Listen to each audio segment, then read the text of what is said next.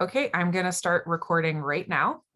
Um, so Chris just helpfully shared with us, we're talking about the rights and responsibilities of steward. Chris just shared with us that one of the things he's been asked to do, primary thing he's been asked to do as a chief steward, is sit in with members on disciplinary hearings, investigatory interviews, take notes, kind of represent the union and the member in those settings. Anything else that folks have either asked a steward to do or they've been asked to do as a steward? Yeah, Travis from Edina. We have our stewards are also audit the books, our financials. Oh, interesting. Like audit the books of the employer or the union? The union. They audit the treasurer's work. That is, you know what? I've been doing this for 15 years. I've never heard that. And I love that. That's actually a great way to get more members involved in the finances of the union. And that's just terrific oversight. I'm writing that down. Thanks for sharing that, Travis. Did someone else have something to jump in with here too? Yeah, it's Josh. Other things we've had to do too is just grievance procedures. Member has a grievance, contractual grievance, bring that forward. Yep. Thanks, Josh. That's the other major, I would say the two big things that stewards do in almost every union. One is sitting in on disciplinary meetings and, shepherding folks through the discipline process, basically. And then the other is when members have grievances. And we're going to talk in a lot of depth about what a grievance is and what a steward or union officer's role is in handling a grievance.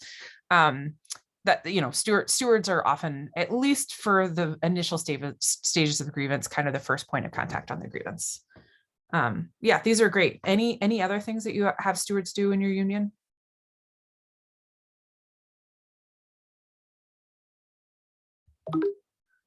Okay, let's go. How do you see a steward's role in the workplace? So we just talked a little bit about the steward's role in terms of union business and what the union expects the steward to do.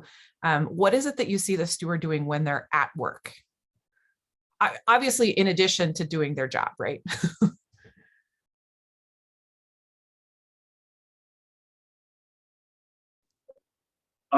It feels like the steward, myself, and probably some of the other ones, we answer a lot of contractual and kind of policy procedure questions quite often. Seems like, somebody thinks that, they should have qualified for this overtime bonus, or somebody wants to know if they call in sick on Friday, if, they called in sick how many ever times in this period. It seems like you're kind of a low line outreach, kind of got to keep abreast of some of the contractual stuff, looking at the go-between, sometimes having management check in on payroll stuff for the employee. Seems like you're just kind of an outlet for people, maybe not necessarily to go to, higher up the board member, but you're kind of at the entry level of some small stuff that isn't necessarily disciplinary, but just kind of irritating maybe to the employees.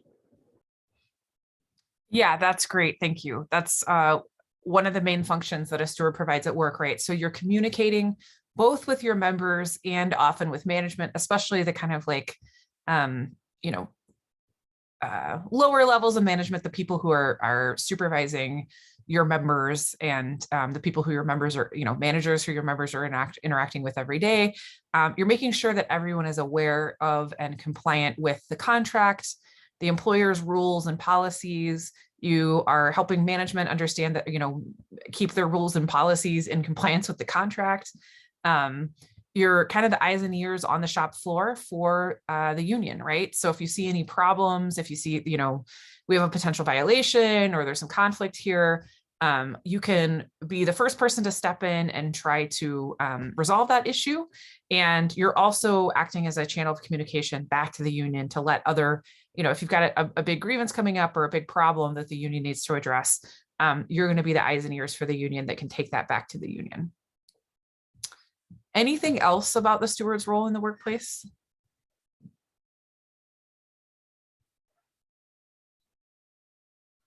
One thing I'll just note here, there have been throughout the decades, these kind of like occupational studies that on like productivity. And it is often the case, not always, of course, but very often the case that people who take on the role of steward or other union leadership positions, union officer, are actually some of the best and most productive workers. Which, you know, when you think about the reputation that sometimes unions get for like protecting lazy people, of course, we all know that that's not what unions exist for, right? But when you think about these kind of stereotypes about unions and people who are involved in unions, it's really quite the opposite. When we look at how stewards and other union officers perform in the workplace, you really kind of have to be a good worker to have the confidence and the willingness to take on management, right? So it's very often the case that stewards are leading not just in their role as a union member and a union representative, but they're also often kind of, you know, they're people that they're a person that a member can go to if they have question about work too, not just about the union or the contract. Really quickly, what rights, responsibilities, and power do you think or know that stewards have in the workplace?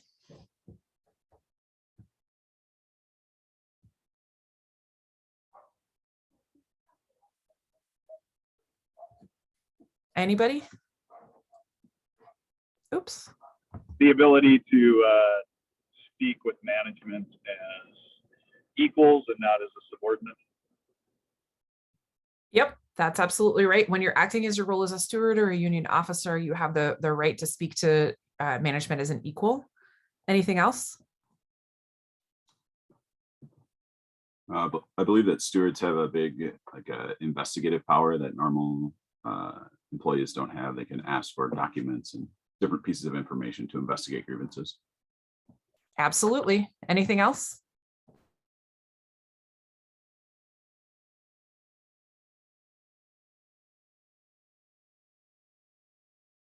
Sorry, having some technical issues over here. Okay, yeah, those are some of the big ones. We'll talk about the others. But finally, I just want to ask, what are some qualities that you think make a good, effective steward? And maybe I want to hear from some folks who haven't answered yet. So, you know, given all the things we've discussed, even if you are not a steward, even if you've never been a steward, even if you've never interacted with a steward, given what we've discussed so far, what are some things that you think would make a good, effective steward?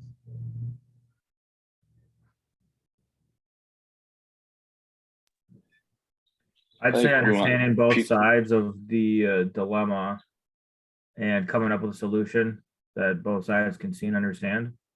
Yep, that's a great one. Being a problem solver, being able to kind of keep your keep perspective on things. And I heard someone else speaking there too. Yeah, we want like calm, rational people that aren't going to get emotional and angry during these hard discussions with management and with other union members. Yep, that's right. You don't want someone who's a hothead or has a difficult time getting along with people, especially as somebody who has a difficult time getting along with other members. That's a big problem. But it's, you know, if you have someone who just thrives on being a thorn in management side, that can work sometimes. You don't want all your stewards to be like that. You can sometimes make those folks work for you, but it's, you know, you, like you said, someone who can at least start from a place of being calm and rational, even if they kind of escalate over time, that's a very good quality. Anything else? You have to be trustworthy because you might know things about people you might not otherwise. So you have to keep that secret or private. Absolutely. That's a very important one. People, you know, when you think about it, I don't know if anyone here has ever been through a disciplinary process at work, or if you feel like your rights have been violated at work and maybe you filed a grievance, that can be a very difficult moment. I mean, I tell people, if you're going through something like that, this can be the hardest thing that you've ever experienced in your life, depending on how bad the conflict is. You know, it keeps you up at night. It starts to impact your relationship with your spouse and your kids. You know, it can just eat away at you when you're having problems at work. So, you know, I think being somebody who's trustworthy and honest, being somebody who's straightforward, being somebody who's not going to be a gossip, and also somebody who can approach this with some compassion, right?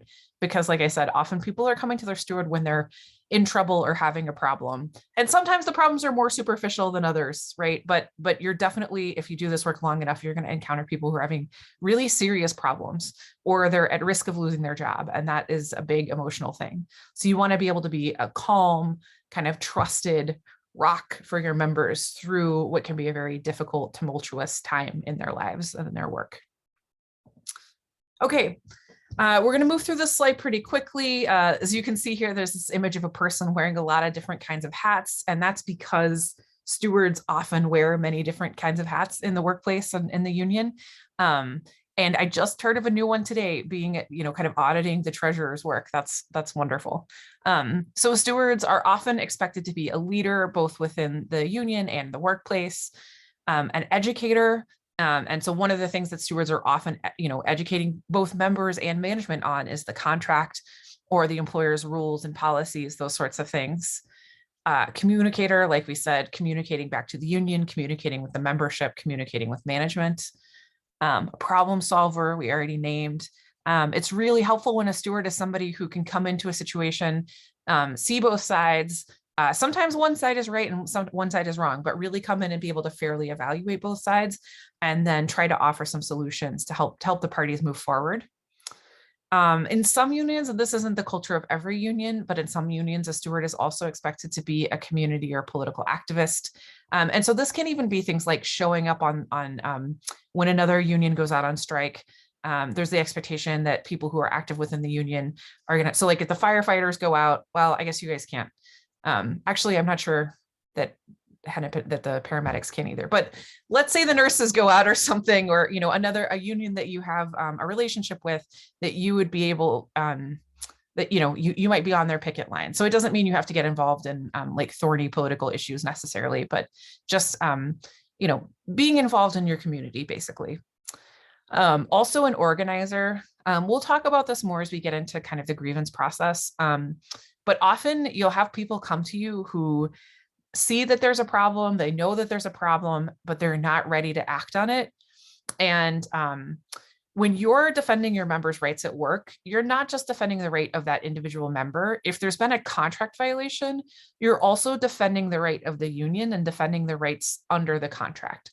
So part of what you have to do sometimes when people come to you and they tell you that their rights have been violated, but they're timid, they're not ready to speak up about it yet. Part of what you have to do is kind of organize them into being willing to file a grievance. And then stewards can also play, if you're organizing some kind of work action, if you're organizing around bargaining, you're doing like say a bargaining survey, that's often something that stewards will participate into, making sure that every member has a chance to give their feedback on what they want in contract negotiations this cycle, that sort of thing. And then the main thing that stewards do, the thing that stewards are kind of most known for doing, and the thing that we are going to talk about in the most depth today, is stewards act as a contract enforcer. And so stewards are acting as a contract enforcer when they are representing members in investigatory interviews and kind of discipline processes. They're making sure that the contract is followed in those processes. And stewards are certainly acting as a contract enforcer when they file grievances and defend the union's rights under the contract. So since this is the place that we're going to be spending most of our time today, what is a steward as a contract enforcer? They investigate violations of the contract called grievances. There's actually other ways that you can get grievances, not just violations of the contract. We'll talk about that in a little bit, but the primary way that you get grievances in American unions is when the employer violates the contract. Stewards often conduct the first step of the grievance process. So we can talk about what that looks like in your contracts. Often the first step requires the steward and maybe also the employee who's affected to go talk to kind of the first level of management and let them know what the problem is and ask for an adjustment. So sometimes that's verbal, sometimes it's in writing, but often the steward is going to be involved in that first step of the grievance process. Sometimes stewards are also involved in filing a written grievance. So when the union believes the contract has been violated, the steward's going to either fill out a form or write a letter notifying the employer of the grievance and their expected remedy. And then a steward, of course, is going to help members stay informed about the contract and speak up whenever they see violations. And then finally, the steward is going to represent members in investigatory interviews and in other kind of disciplinary matters. So we're going to talk a little bit about stewards' rights, and then we'll talk about stewards' responsibilities now that we have a sense of kind of what a steward is. So the main sources of stewards' rights in the United States are labor law, which includes both the written law, right, So everyone here is a public sector worker. So you get your rights from PELRA, which is a law in Minnesota, a Minnesota state law that gives public sector employees the right to form unions and to collectively bargain. So labor law, so PELRA in this case, and then also legal precedent informs your rights. So it's not just the law itself, but how the law has been interpreted. And the state laws are patterned after the federal law that covers employees in the private sector called the National Labor Relations Act. And there are decades and decades of legal history around the National Labor Relations Act. And states tend to consider that legal history when they are, adjudicating disputes under a state labor law. So basically, you have decades of legal precedent, both in Minnesota around PELRA and then also nationally around the federal law, the NLRA, that is all going to inform the interpretation of labor law. And so that's the biggest source of stewards' rights are labor law and then these legal precedents. Some contracts give stewards additional rights.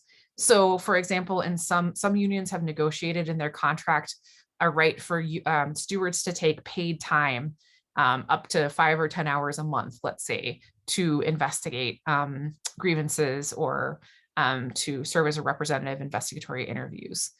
So that can be another source of stewards' rights. It's not necessarily, but it can be in some contracts. And then the final piece is just the power of the membership. And this is really how, the source of everything within the union, because if the membership isn't with you, if the membership doesn't back what leadership and what stewards are doing, it really doesn't, you're not going to be able to get very far in terms of legal strategies if your membership is not aligned. So just the general kind of power of the membership, the trust of the membership's investment in the union, and by extension, the stewards of the union is going to be a huge source of rights for the steward too. So under the law, just to kind of quickly summarize, and then we'll get into these in more detail, stewards have the legal right to represent and lead members, to be treated as an equal by management while conducting union business, to investigate potential violations of the contract, including discipline, to participate in investigatory interviews and grievance hearings of union represented employees. So those are kind of the 4 big areas, and then we're going to break each of these down in a little bit more. So the equality principle, this is the first one. Someone mentioned this when we talked about the rights and responsibilities of stewards. According to the National Labor Relations Board, which again governs private sector employees, so people who work for private companies, private organizations, but generally speaking, whatever happens at the federal level is also true for the state level in Minnesota. So according to the National Labor Relations Board, stewards have a special legal status when they engage in union business or act in their official capacities as union representatives. So what does this mean? So the first thing is that conduct that might ordinarily result in discipline must be tolerated. So what does that mean? Normally, if you argued with management, that would be considered insubordination, right? And you could get written up for that, let's say. But when you're acting as a steward on behalf of the union, they have to tolerate this kind of back and forth, right? Under the law, they legally are required to treat you as an equal when you are talking to them in your role as a steward or a union official. The next one, a frank and not always complimentary exchange of views must be expected. What does that mean? It means that you don't have to, pardon my French, but you don't have to kiss management's ass, right? Like that's not what is expected when you're having an exchange back and forth with management about an issue, about a problem that your members are experiencing. You are allowed to be real with them and to tell them, hey, we have a problem here. And you can even say, hey, we have a problem here and it's you. You're the problem. Here's what you're doing wrong, right? So you're allowed to do that. You're allowed to have this kind of back and forth, and you don't have to sugarcoat it for them. You have the right to speak frankly about the things that you're seeing. kind of another way of putting all of this, the relationship between the steward and the employer is not one of master servant, but quote, between two equal parties. So this language, the master servant, and then between two equal parties, the stuff that's in quotes, that's all from a legal case that kind of set the precedent for this equality principle. So, again, when you're just a worker on the shop floor, your boss can tell you what to do. But when you step into that role as a steward and you're talking to them about union business, they can't tell you what to do anymore. You're two equals there in that negotiation. This next one, a robust debate may occur, but not intemperate or abusive language. So what this means is that you're allowed to have a little bit of a back and forth with them, but you shouldn't get into a bunch of name calling, swearing, that sort of thing. The only exception to this, so as it says here, unless such conduct is routine or management opens the door by using this language first. Okay, so what this means is that you are allowed to really go back and forth. You're allowed to get mad. You're allowed to say that they're wrong. But if you start to get into really foul or abusive language, you could get in trouble for that unless that is commonplace and everybody in your shop uses that kind of language all the time. And you use that kind of language in management and they use that kind of language with you. So essentially they can't hold you to a higher standard in this steward exchange than they would if you were just working on the shop floor. So if everybody's dropping F-bombs left and right in your workplace, then you get to do that when you're talking as a steward too. You don't have to clean up your language just for this interaction. Or management opens the door. What that means is if management starts kind of cussing you out, then you have the right to respond in kind, basically. Now, what I'll say about this is that particularly if swearing and using abusive language is not part of the culture of your workplace, I'd be really, really careful about this, even if management, quote unquote, opens the door. If you have a witness or something there, I guess it's a little bit different, but essentially you could get into a situation where it's your word versus their word about who started cussing first, right? So why even open the door to that? I would say, the things you're going to be saying when you get that mad are probably not the best things for you to be saying anyway. So I always kind of counsel people, just be careful in this area. You can debate them, you can disagree with them, you can tell them that they're doing things totally wrong. But if you start to cross the line into, even though under some circumstances you can use foul language or abusive language, I would just be really careful about crossing that line. And then finally, the last thing to know is that the employer commits an unfair labor practice, which is a big violation of labor law, if they discipline an employee for acting as a steward. So what that means is if they discipline an employee for debating them, if they discipline an employee for disagreeing with them, if they discipline an employee for pointing out problems to them in the context of that employee acting as a steward. Does all of this make sense?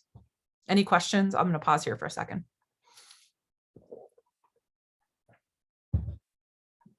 So the big takeaway here is that when you put your steward hat on and you go to talk to management, they should consider you their equal. And if they treat you like anything less than an equal, then that's an unfair labor practice.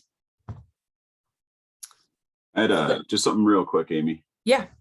So we had an instance of this recently that I think is kind of helpful or instructive, where it wasn't necessarily the steward that needed to use their role under the equality principle, but we had a contentious meeting between a member and a manager where those two were both escalating. And in that instance, using the powers of the steward, it was preferable because then it kind of saves the member from having to take on that role, and the steward can essentially escalate with the manager rather than having to put the member in that role.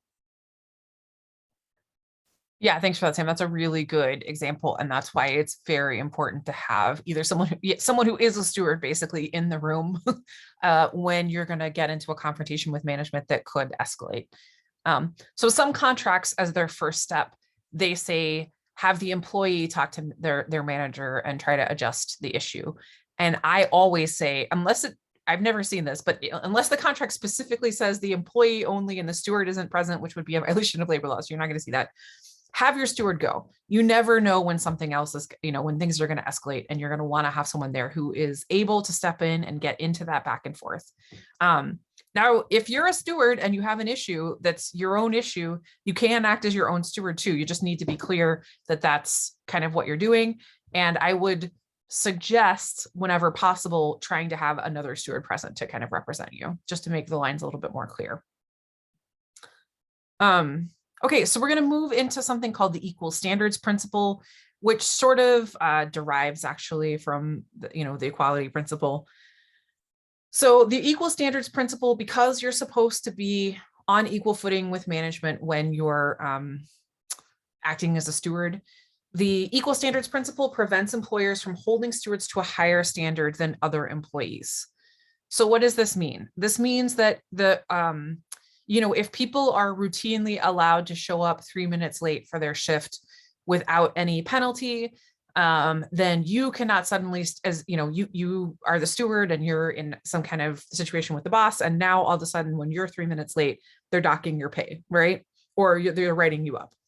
So whatever standard they have for other employees, even if it's an unwritten standard, if they're holding everyone else to one standard, they have to hold the steward to the same standard. So they cannot create these artificially high standards for stewards in order to, we call it, set them up for discipline, right? So, let's say you've been a really powerful, effective steward, management starts to kind of have it in for you. They can't create new rules that are just Sam's rules that only apply to Sam in order to set Sam up for discipline and to come after him time and time again, right? Whatever the standards are for everyone else, they have to hold you that same standard. The only case where this is not true is if you as a steward or union official are leading your members in an illegal strike or an illegal work stoppage.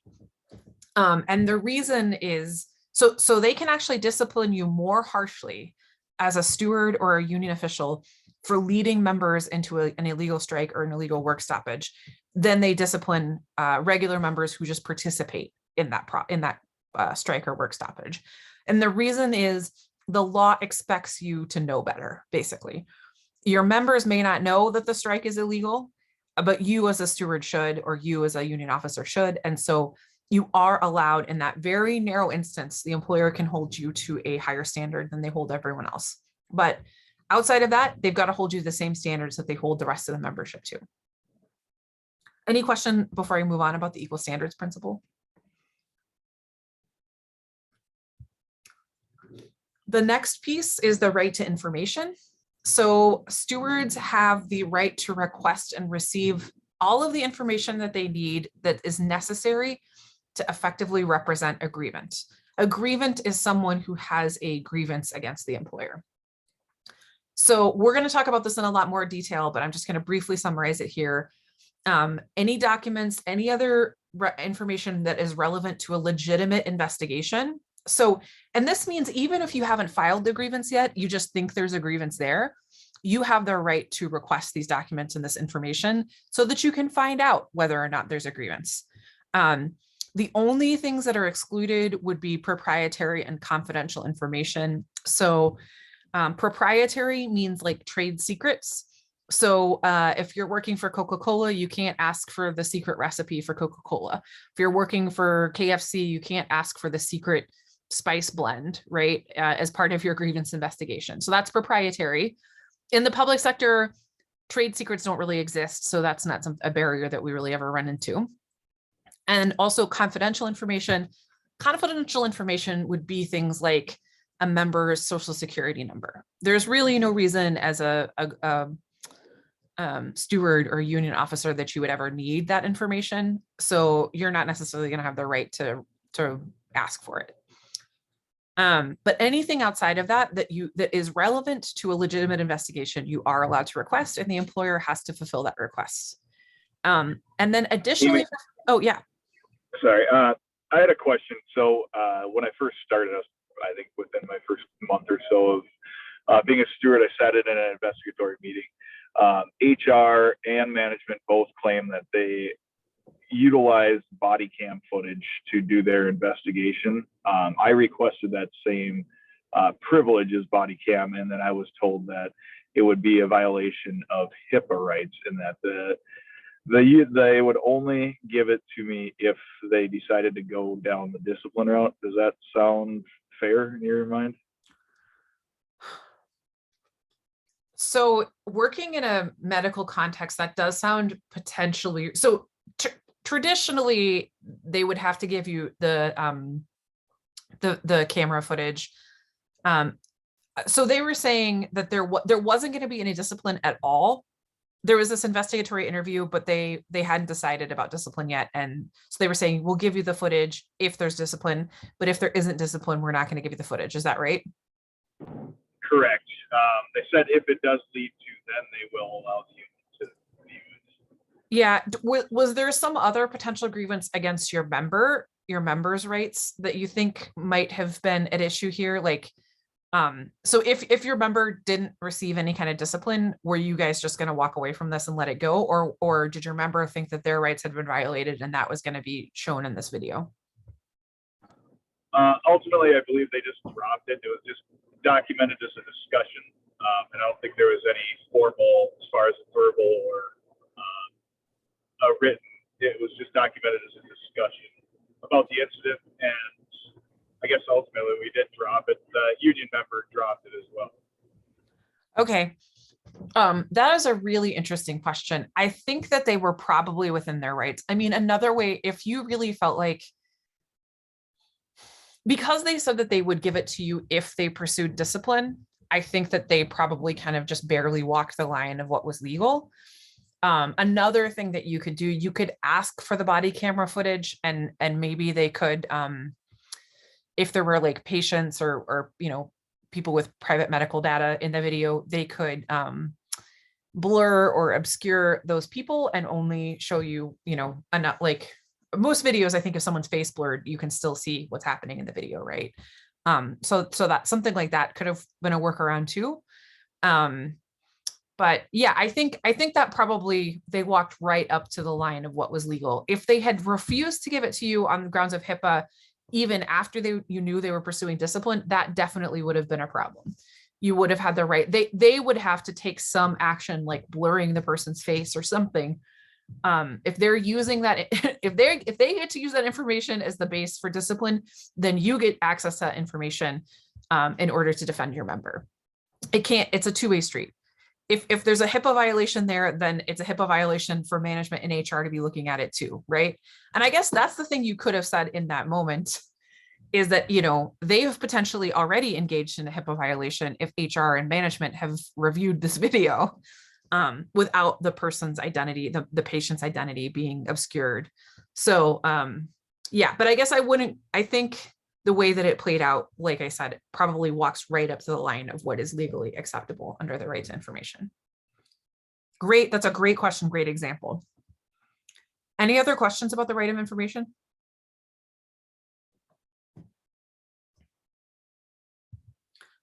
Uh-oh. We're going to talk about the main responsibility. So we mentioned legal rights, but there's also a legal responsibility that stewards have, and every single officer within a union has. Anybody, any staff members that you may have, anybody who's acting on behalf of the union has what we call the duty of fair representation. So the National Labor Relations Act, or in Minnesota, this is PELRA, recognizes your union as the quote exclusive representative of a specific group of employees. So this is the bargaining unit, right? Hopefully, probably you've heard the term bargaining unit before. These are all the members that are covered by your contract. So in exchange for this, so you as the union are the exclusive representative, which means that the employer is no longer allowed to bargain over the terms of employment with individual employees or with any other union. When it comes to your members and it comes to their wages, their benefits, and their other terms and conditions of employment, the employer has to go to the union to make any changes to those things, to negotiate those things. All of that business has to go through the union. That's what exclusive representation means. And in exchange for that, because exclusive representation gives the union a lot of power in this setting, in exchange for that, the union has a legal obligation to fairly represent all employees covered by the contract. So this means you have to represent your fair share member, or your I guess we don't have fair share members anymore, right? So you have to represent your paid members. You have to represent the non-members who are covered by your contract. It doesn't matter if someone has signed a membership card or not in your union. It doesn't matter if someone is your worst enemy and they slept with your wife and they wrecked your truck and whatever. It doesn't matter how much you hate somebody or how terrible they are or how much they hate the union. You as the union have a legal obligation to fairly represent everybody. So you can't show favoritism to some people and you can't discriminate against others. So what does this mean? Every single employee has a right to due process. So every single employee has the right to everything that's outlined in the contract, and they have the right to union representation to the best of your abilities. And let me start by saying, we all probably have had the experience of working with somebody who we just can't stand for whatever reason. If you know that you have that person in your workplace that you can't stand them, you should be really honest with yourself about your ability to represent them. And maybe you are not the right steward to go into that investigatory interview with them, right? So plan for these kinds of things in advance. Have an idea in your mind, gosh, if I get called in to represent so-and-so, I hate them so much, I'm not ever going to be able to be on their side. So maybe I should hand that one over to Josh, and Josh is going to go in instead of me, right? Because legally you have this responsibility to represent them to the best of your abilities. When you're acting as a steward or a union official, you have to act fairly, impartially, in good faith, and consistently with reasonable care and not arbitrarily. So I think this is pretty straightforward what this means, right? You have to be fair, you have to treat everyone the same, you have to be consistent, you have to be careful, you can't be careless. The union can actually get in trouble if you have a steward who's super disorganized and just doesn't follow any timelines.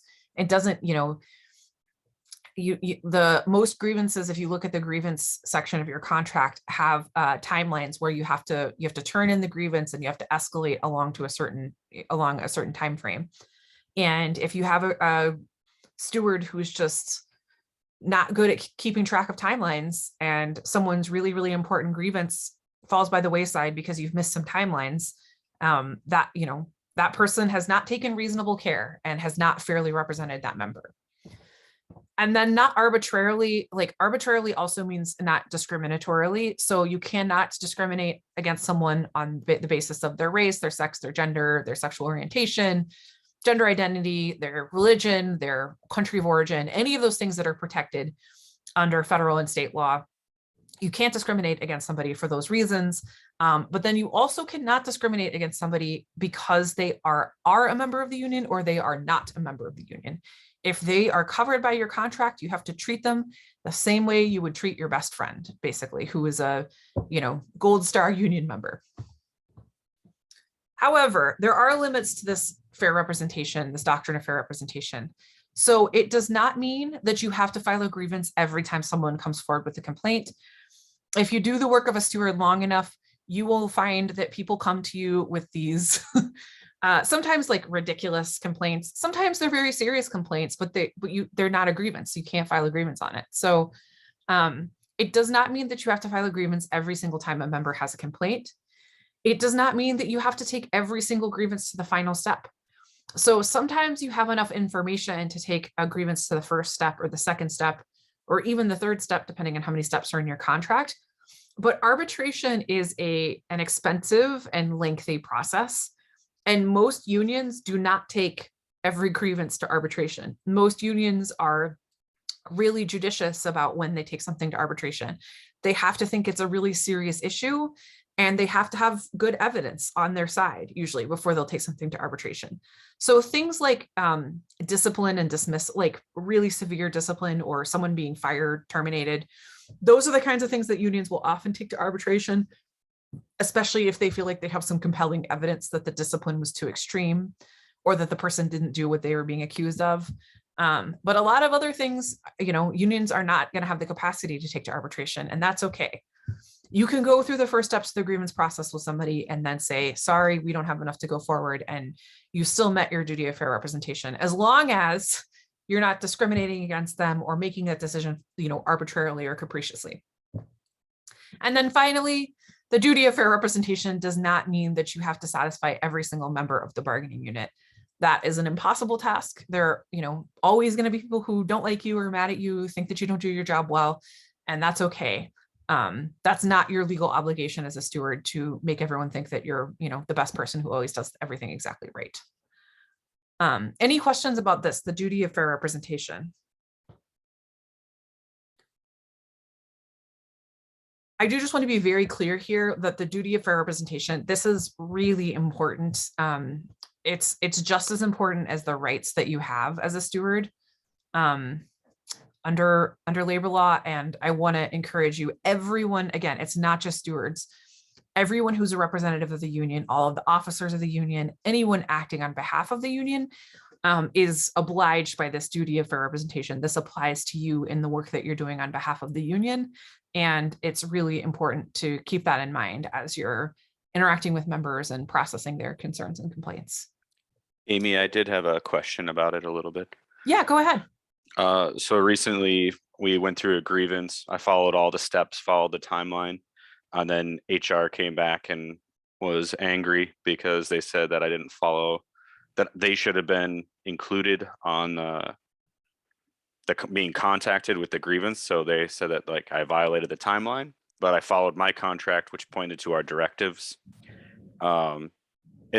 It has since been resolved and was successful, but it was just kind of a weird thing. And they said from now on, all grievances have to be funneled through them, but that's not what any of my paperwork says. And so I told them I have to follow the contract and paperwork and directives as it's laid out until they change that.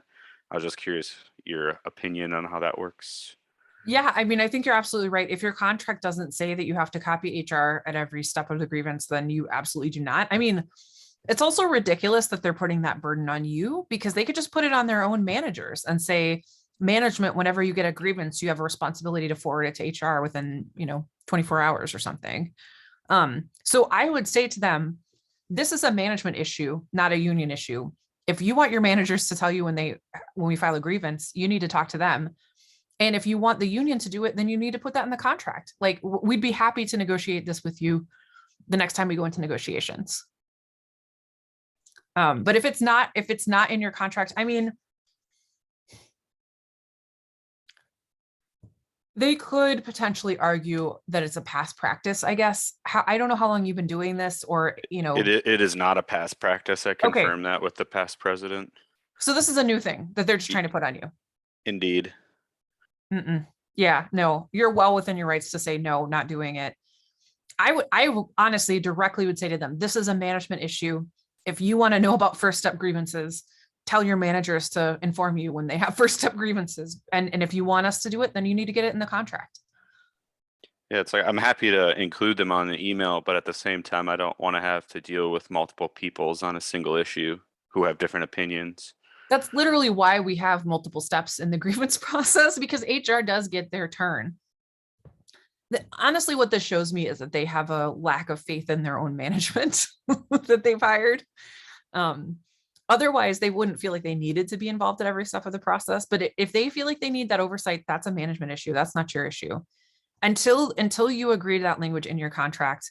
I mean, honestly, you could file, like, if they continue to insist on this, or if they, especially if it starts to mess with your grievances, if they say your grievances are, you've like violated the timeline because you didn't copy HR, that's an unfair labor practice. You could file charges for sure, because they are insisting on extra contractual obligations that you didn't. If you're 100% sure that it's not in your contract anywhere, this is part of the process, then I would definitely, drag them to hell. Like, don't let them get away with this, putting this extra burden on you, because it is a burden on you. And the one time you forget, they're going to use that as a pretext for trying to disqualify an otherwise, meritorious grievance, basically. I would make them negotiate it. And I would make them give up something good to get it in negotiations. Honestly, the next time you guys go back into negotiations with them, ask them how much it's worth to them to put this in there. Sounds good. Thank you. Yeah. Okay. Let's take a quick break here unless anyone else has any questions. Cool. Okay, so I have 2:01 on my clock. Let's take 5 minutes and it's 2:02 now. We'll take 5 minutes. We'll be back at 2:07. So see you in 5.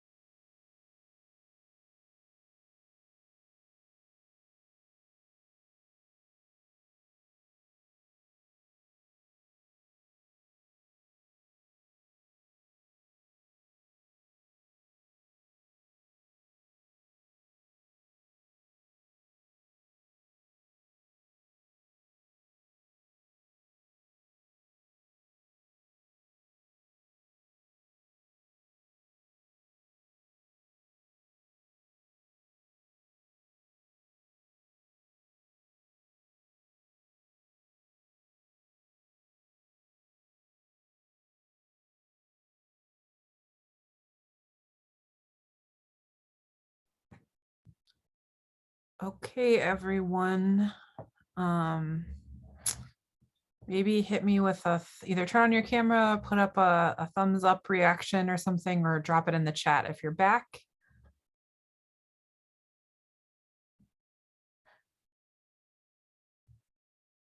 Okay. Looks like most folks are back.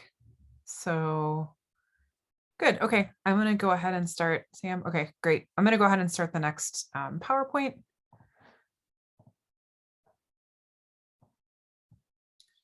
Travis, just to follow up on the conversation we had right before the break, I think the phrase I would use when you speak to them is that they are attempting to make a unilateral change, and that is an unfair labor practice. Because this is not something that you guys agreed to in the contract, they're attempting in the middle of the contract to change the terms on you, and that's illegal.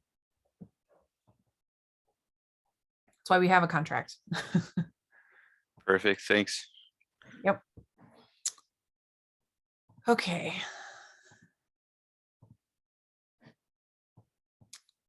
So now we're going to get into the next module, which is called gripe or grievance. It's going to help us determine the basis for a grievance, filing a grievance. And I just want to say off the top, although I like the title gripe or grievance because it's kind of funny and there's the alliteration, I guess, of the two G's.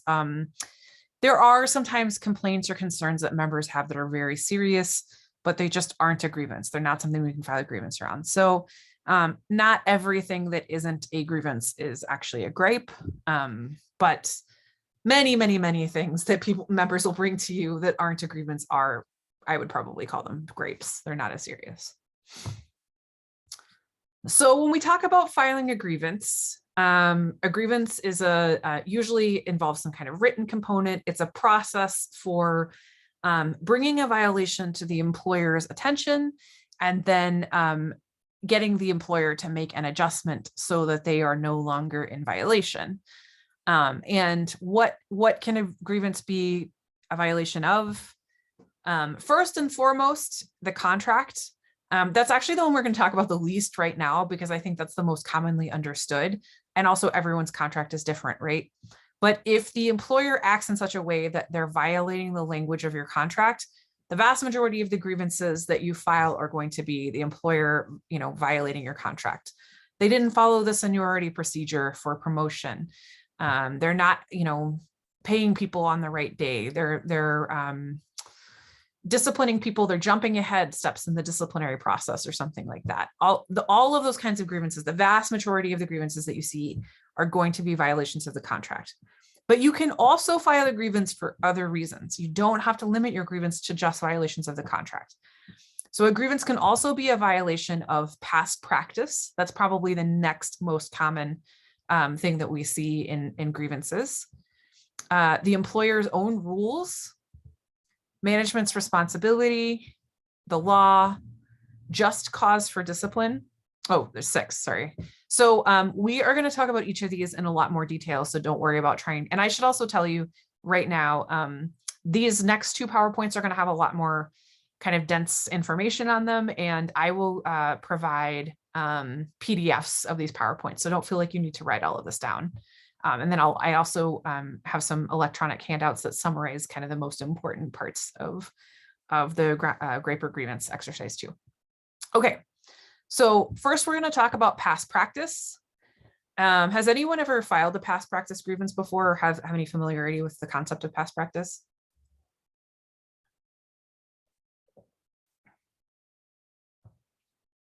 Okay, sometimes people have, sometimes they haven't.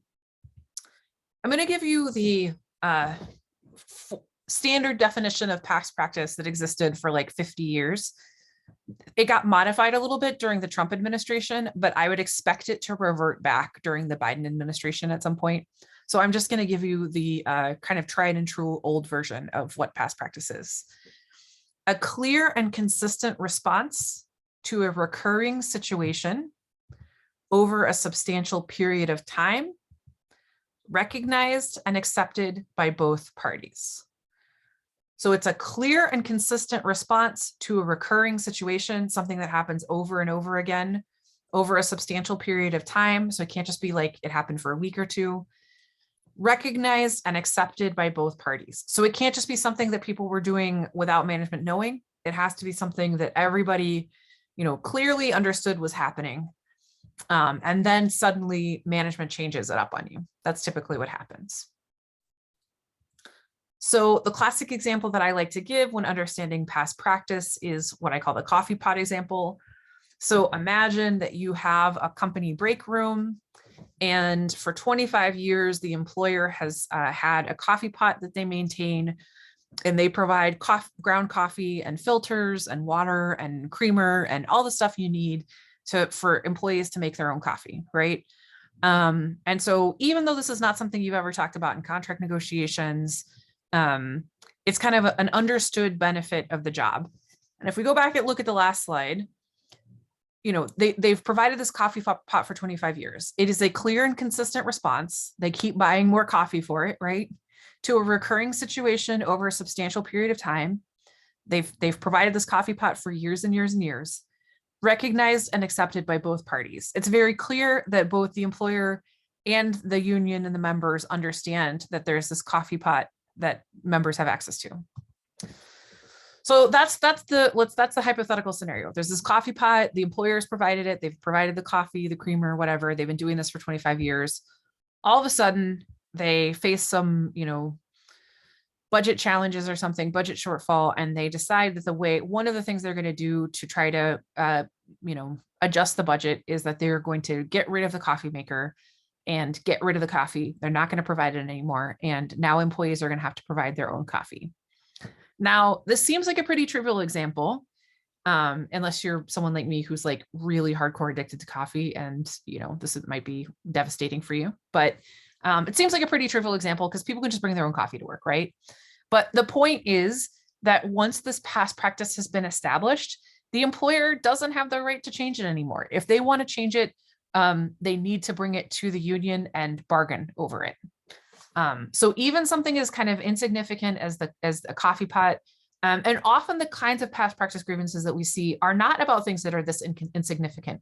It could be something like, people were always allowed to show up like 5 to 10 minutes after the shift started, and everyone was laid back about it. And then all of a sudden they decided they're going to crack down and start writing people up right away. Well, we have years of data that show that people are clocking in 5 minutes late and never getting written up. So if you want to get serious about, when work starts, then you've got to, that's something that the employer, if they're going to change their attitude or the consequences for something like that, then they've got to talk to the union about it before they just implement it. Any questions about this past practice example? I don't necessarily have a question, Amy, but I was just going to make two kind of relevant examples. One, for our folks in the fire department, a big way that this comes up is with the shift change policy. Many fire departments have a practice where when your relief comes in, you can just go home.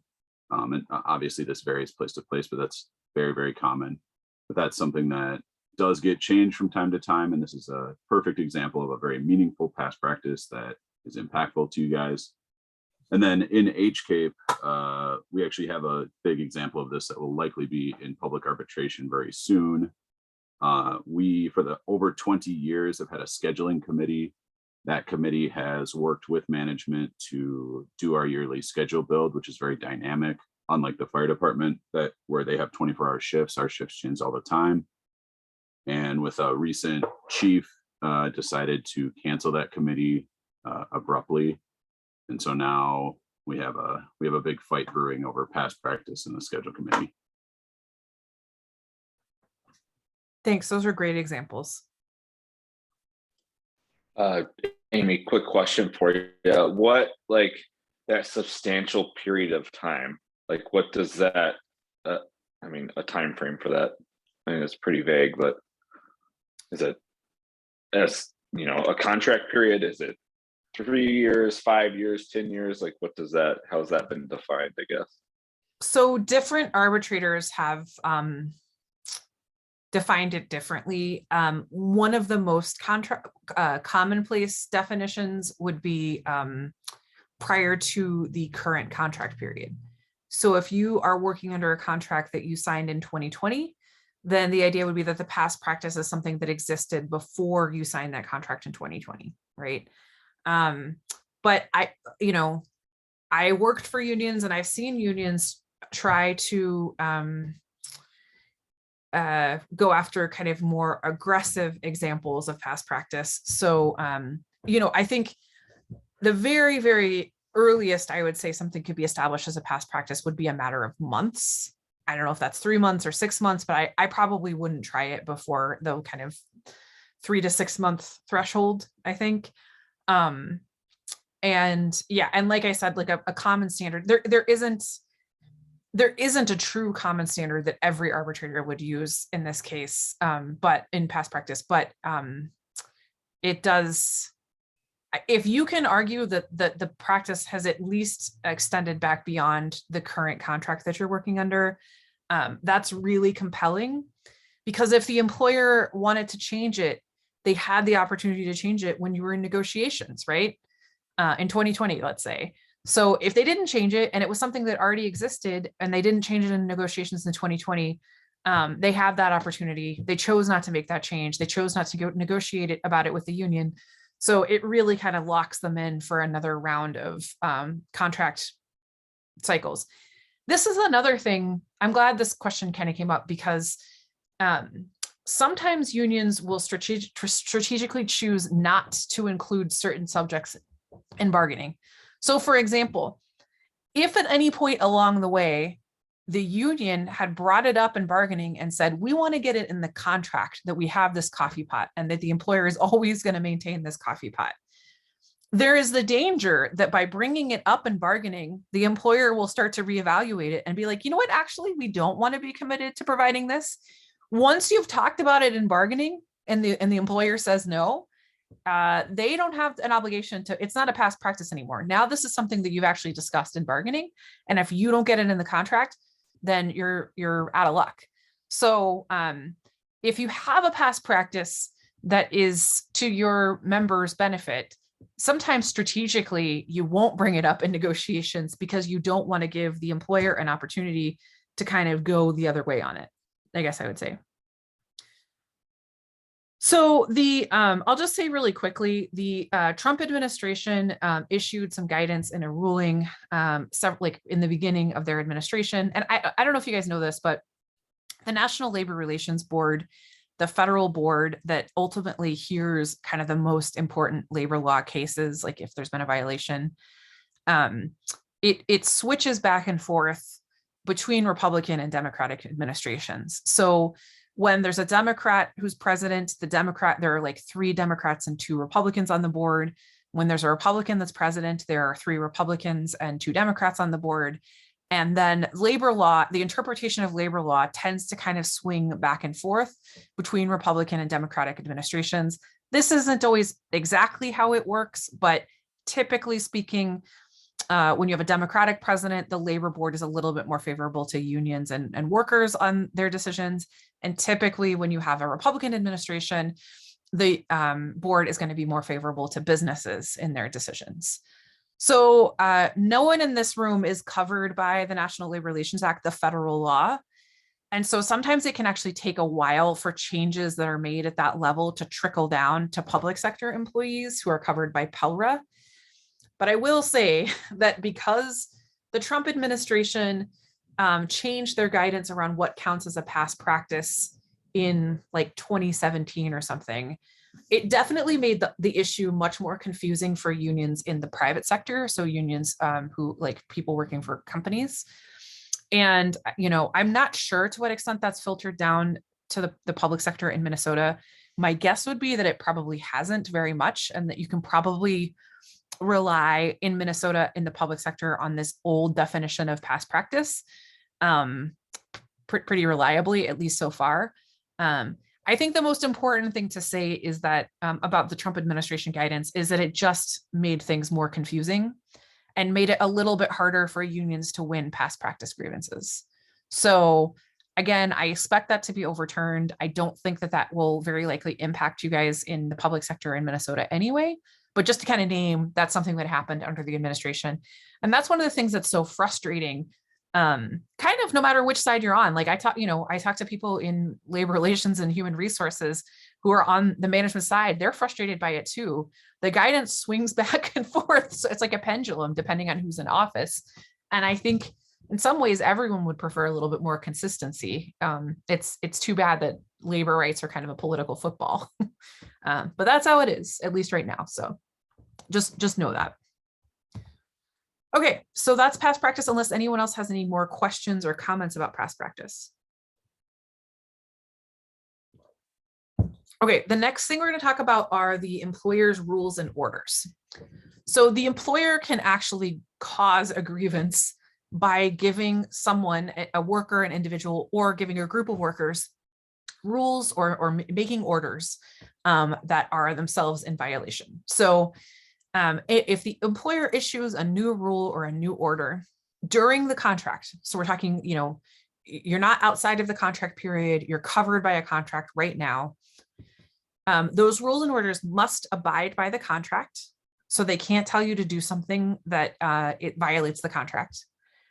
They must abide by the law. They can't order you to do something that's illegal.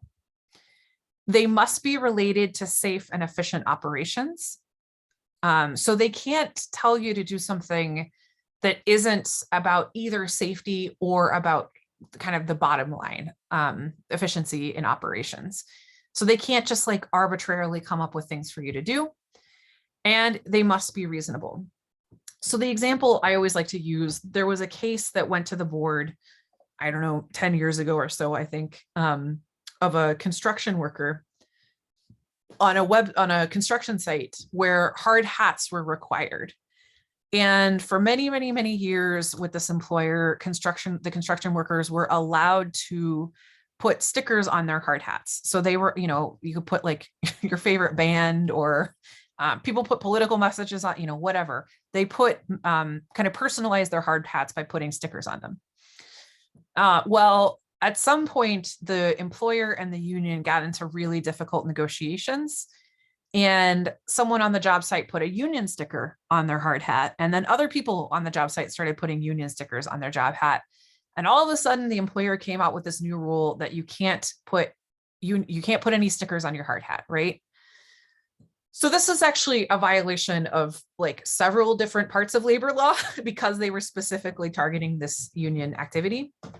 But even if they had just, let's say the person put a Green Bay Packers sticker on their helmet or on their hard hat, and the foreman was like or the construction manager was a Vikings fan and was just pissed off about it and changed the rule and said, no more stickers on hard hats. Even that would actually be a violation. You could file a grievance. First of all, it's a past practice, right? And then also this new rule doesn't have anything to do with safe and efficient operations. If the employer wants to introduce a new rule and it doesn't have anything to do with safe or efficient operations, they have to introduce it in bargaining. They can't just, during the period of the contract, come up with new rules and orders that aren't directly related to safety or efficiency and put those on the employees. They want rules like that, they have to do it through bargaining. So it's really interesting. This case made its way all the way up, like I said, to the national board. The board found in favor of the workers and the union that they got to keep their stickers on their hard hat. But along the way, so initially it was very clear that the employer just didn't want the employees to put the union sticker on their hat. But at some point they realized they were in trouble because they couldn't make that argument legally. So they started to say that the reason that they didn't want the employees to put the sticker on their hard hat was a safety issue, because the adhesive from the stickers was going to degrade the plastic of the hard hat and create unsafe hard hats, which I think was pretty, given the fact that these workers have been putting stickers on their hard hats for years, I think everybody thought that was a specious and kind of hilarious claim, actually, that the stickers were going to degrade the hard hats. So anyway, that's an example of an employer rule or order. They can't just come up with new hoops for you to jump through unless it's about safety or efficiency. So this is, At the beginning of the COVID-19 pandemic, when they said everyone has to start wearing masks at work, or people have to start, in some industries you have to work remotely, that was something that was related to safety and efficiency. They had the right, the employer, to institute new rules on that basis because it was related to safety and efficiency. So when it comes to employers' rules and orders, I always advise people, and this is something you can pass on to your members, just go ahead and obey it. If they tell you to take the sticker off your hard hat, just take the sticker off your hard hat and then file a grievance on it. You don't want to continue to defy them. First of all, you don't know if the grievance is ultimately going to go your way. And so you don't want to be like written up for insubordination or just create more problems for yourself. So obey the order or the rule, but file a grievance and say, this is an unfair order or rule, and we're going to fight back against it, but continue to obey it in the meantime. The only exceptions to this would be if they're asking you to do something that you find is unsafe or hazardous, or if they're asking you to do something illegal. Then, of course, you advise your members, you never have to do something that you feel like is unsafe or hazardous or illegal. I know in your industries that so much of the work that you do probably risks your safety and is hazardous to you. So I guess I would say, I'm sure you know how to draw the line, and your members know how to draw the line about, between the like normal hazards of the work that you do and things that get into like too hazardous or too unsafe, too risky. So you are allowed legally to draw that line to say, you know what, there's some level of hazard associated with our work, but this particular situation is actually so risky that I'm not going to do it. You can do that. Does this make sense? Okay.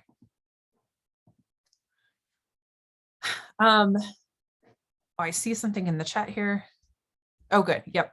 Glad this is making sense. Management's responsibility. So management can also be in violation or kind of dereliction of their own responsibilities. And that's another reason you can file a grievance. So management has the inherent right to determine the manner and mode of production, adequate facilities, safe workplace, adequate materials, and other powers and responsibilities assigned by law. So management gets to determine what you're going to do, where you're going to do it, what materials they're going to give you to do it, what doing it is going to look like. They have a lot of power under the law. Even when you have a union, they have a lot of discretion that they can exercise about how you're going to do the work that you're going to do. But they can also fall down on the job in terms of these responsibilities. So for the classic examples of this would be if they fail to provide a safe workplace, if they fail to provide clean and healthy facilities, then they are failing in their responsibilities and you can file a grievance. So even if it doesn't say in your contract that you have to have a safe workplace or you have to have access to a clean and safe bathroom, let's say, or something during working hours, it is management's responsibility to provide those things. And if they don't provide those things, you can file a grievance. Everybody needs access to a bathroom during, at work. So those sorts of things. So if they're not providing you with like the PPE that you need or the other safety equipment that you need, that's even if it doesn't say that they have to provide that in your contract. I imagine in your contracts, it probably does say what they have to provide. But if, something new arises, the COVID-19 pandemic, and maybe before they never had to provide you with masks, but now it's a matter of your safety that you feel like you need the masks. That would be management's responsibility to provide those things for you. And if they're not providing those things for you, that safety equipment, then you can file a grievance, even if your contract doesn't speak to it, as a violation of management's responsibility. Management's responsibility also kind of gets over into the law. A lot of this stuff is covered under, like, especially about safe workplace, that sort of thing is covered by OSHA. And so if you're going to file a grievance because management has failed in their responsibilities, I'd probably try to do at least a little bit of research and figure out if you can, is it OSHA that they're in violation of? Is it in Minnesota, there's the Department of Human Rights. I think they have some workplace protections, Department of Labor. You can kind of look and see what the state and the federal government say that employers have to do and what they have to provide. And if you can cite something specific like that, you're in good shape when you file these grievances. So the next one is the law. We'll talk about just a couple different kinds of laws here that employers love to violate. FMLA, the Family Medical Leave Act, that's the law that entitles you to unpaid medical leave after certain life events like injury, severe injury or illness to yourself, to your spouse, to other family members, or the birth of a child. And I think also adoption of a child, placement of a child. Occupational Safety and Health Act, or OSHA, that's the one I just mentioned. That's probably a big one for folks in your fields who are doing such dangerous work. It's really important that your employers are compliant with OSHA and provide you with materials you need to do your work safely. The Americans with Disabilities Act, as you probably know, employers are required to provide reasonable accommodations to employees with disabilities. That doesn't mean, there's some jobs, like I imagine being a paramedic or a firefighter, there are certain disabilities that probably would just straight up prevent you from being able to do those jobs, right? So reasonable accommodations doesn't mean that they have to reinvent the nature of the job for you. But if they could reassign you to desk work or administrative work, then if there is some way that they're able to accommodate you, they're supposed to do that under the Americans with Disabilities Act. Civil Rights Act protects people from discrimination on the basis of race, color, creed, religion, etc., sex and gender. And then a number of state and local laws. Minnesota has a lot of laws relative to other states that protect workers and our rights at work. So there's actually, if you're going to live in a state in the United States, Minnesota really has a lot of kind of worker-friendly protections. Travis asked how long they have to provide reasonable accommodations. So the whole question of reasonable accommodations is an extremely tricky legal issue. And I would say, it's very, very dependent on the situation. So what the person's job is, what their disability is, whether it's short-term or long-term, whether or not, reasonableness is really is in the eye of the beholder, right? So if you have a member who needs accommodations and the employer isn't providing those accommodations, I would go ahead and file the grievance, but I would also encourage your member to go talk to like the Equal Opportunity Employment, or I guess public sector, maybe you'd go to the Minnesota Department of Human Rights. They could talk to like an employment attorney. If there is a legitimate ADA claim, it's unless you can just kind of, by brute force, get the employer to accept that you're right and that the accommodation should be made. It's probably going to be hard to win accommodations through the grievance process. I would still file a grievance just to have that in the mix as well. But more likely than not, if somebody needs an accommodation and the employer is refusing to provide it, they probably need legal assistance beyond what the union can provide, because the ADA is an incredibly, there's tons and tons of legal precedent on the ADA, and it can be very, very, very fact dependent what happens. Oh, wow. Sam said we won a grievance or lawsuit on this regarding our women's locker room. Can you say more about that? Yeah, so unfortunately, like many public safety type jobs, our membership is primarily male. And so at our employer, we had a very small women's locker room and a very large men's locker room. And what they had done was the employer had made it so that as we hired more female employees, they had women tripled up in a locker. So one locker to 3 women, all their stuff just crammed in there. And each male employee had their own locker. It's like obvious discrimination, right? Slam dunk. So we went to the employer, filed a grievance and said, this is discrimination. You can't do this. And they basically came back and said like, well, there's nothing we can do about it because to fix the locker room would be very expensive. So in addition to filing the grievance, we push forward a lawsuit. The beauty of that is once you file that lawsuit, then it becomes public data. And so like the Star Tribune picked up on it. And it's very embarrassing for the employer to say, HCMC makes these women share a locker. And lo and behold, they found the money and built a gorgeous brand new women's locker room. And now each one has their own locker.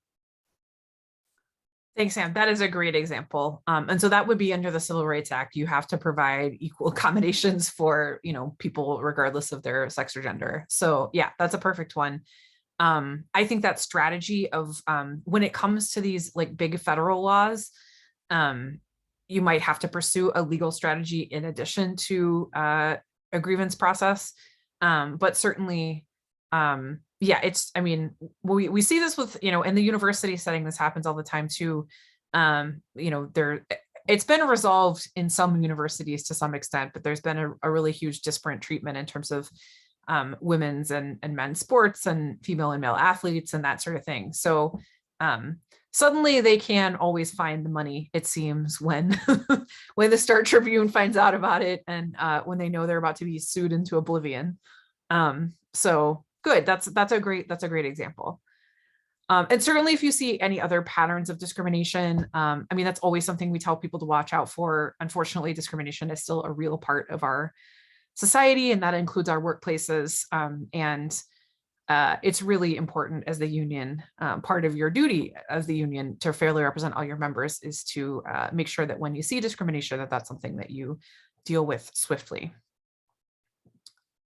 So the final piece, unless someone else has something about the law, any of these laws. I'll just say really quickly, like FMLA and the same thing with OSHA, this is stuff that might not be in your contract, like your right to take unpaid leave in the event of your own severe illness or injury, or someone in your family, like your spouse or your parent or your child. That might not be something that's specified in your contract, but most employees in the United States do have access to this protection. And it's definitely worth pursuing. If people are not able to get FMLA leave after a child is born, or after when they're seriously ill, or someone in their family is seriously ill, that's a huge issue. And you want to get involved with that as a union to make sure that the employer understands that you're watching out for this stuff, and that you're going to make sure that your employees get everything they're entitled to under the law. Just cause for discipline. This is the last sort of grounds for a grievance, and we're going to talk about this one in the most detail. So when we talk about just cause for discipline, so if the employer violates just cause for discipline, you can file a grievance. And it almost doesn't matter what the discipline clause says in your contract. It's important to know about this sort of legal theory of just cause for discipline. So I'm going to go through that right now. There are 7 tests for determining whether or not the employer had just cause when they discipline somebody. So basically, when you're working under a union contract, your employer can't discipline you for any reason. And I think this is something that union members kind of can almost take for granted at times. Everyone should have access to this. And in fact, in most other countries, everyone does have access to something like this. But in the United States, you really only have this if you are a member of a union. So, in the United States, most people, if you don't have union representation, you're an at-will employee, which means you're fired, your management can fire you for almost any reason or no reason at all at any time. So people in the United States have been discharged, and their discharge has been upheld for things like living with an unmarried boyfriend or girlfriend, dyeing their hair, gaining weight. What else? The example I gave about the Packers and the Vikings, that actually comes from a real life example of a car dealership outside of Chicago, where a guy who was a salesperson came in. He was a Packers fan. He was working in a dealership outside of Chicago. The Packers and the Bears played on Sunday Night Football. The Packers won. The salesman came in on Monday morning wearing a Packers tie. The owner of the dealership was a big Bears fan, and he fired the guy on the spot for wearing a Packers tie to work. And that was upheld. It's legal to fire somebody because they support a sports team that you don't like, if you don't have a union in the United States. So, but if you do have a union, you cannot be fired because of your hair color. You cannot be fired because you gain weight. You cannot be fired for living with an unmarried partner. You cannot be fired because of the sports team that you root for. You have to be fired for what we call just cause, which means the employer has to have a real compelling reason, and it has to pass these 7 tests in order for them to discipline you. And the more severe the discipline, the more seriously we take these tests. So I'm going to explain each of these tests in detail, but the tests, just overview, they are adequate notice, reasonable rule or order, thorough investigation, fair investigation, substantial proof, equal treatment, and fair penalty and past record. So I'm going to get into each of these 7 tests. Adequate notice. And all of these quotations are from the decision that established, the arbitrator's decision that established these 7 tests of just cause. So, quote, did the employer give the employee forewarning or foreknowledge of the possible or probable consequences of the employee's disciplinary conduct? So this means that they cannot institute a new rule at 9 p.m. on Sunday that you have to wear pink pants to work and not send out or even if they do, let's say they send out an email to all employees, everyone has to show up to the firehouse tomorrow wearing pink pants at 9 a.m. You show up for your shift at 7 a.m. You're not wearing pink pants and you get written up. First of all, again, getting back to the reasonableness, that's a completely unreasonable, arbitrary, ridiculous rule in the first place. But also, you were not given adequate notice. 9 p.m. on Sunday night is not enough notice for you to make a change in your uniform for Monday morning, 7 a.m. Monday morning. So that would be adequate notice. There are things that are kind of exempt from adequate notice. So for example, if I go to work tomorrow and I punch my coworker in the face, I can't say that my employer never told me that I can't punch my coworker in the face, right? That they didn't give me adequate notice, because there are some things that you're just supposed to know as a person in the world that you can't do those kinds of things. And so, if you get into like really egregious criminal behavior, stealing from your workplace, like punching people, that sort of thing, they don't have to give you adequate notice about those kinds of things. But particularly when it comes to their own rules and their own policies, if they're making changes, they're instituting new rules, they have to give you fair notice so that you can be prepared for whatever the change is going to be. Number 2, is it a reasonable rule or order? Quote, were the employer's rules reasonably related to A, the orderly, efficient, and safe operation of the employer's business, and B, the performance that the employer might properly expect of the employee? So again, getting back to my pink pants example, or thinking about the example of the stickers on the hard hats, does that have anything to do with the orderly, efficient, and safe operation of the employer's business? Probably not. And also, it doesn't have anything to do with the performance of the employee. So that would be considered not a reasonable rule or order. And it would not be fair for the employer to discipline you for something that isn't reasonable. And reasonable in this context means related to safety or efficiency, basically. Number 3, thorough investigation. Quote, did the employer, before administering discipline to an employee, make an effort to discover whether the employee did in fact violate or disobey the rule or order of management?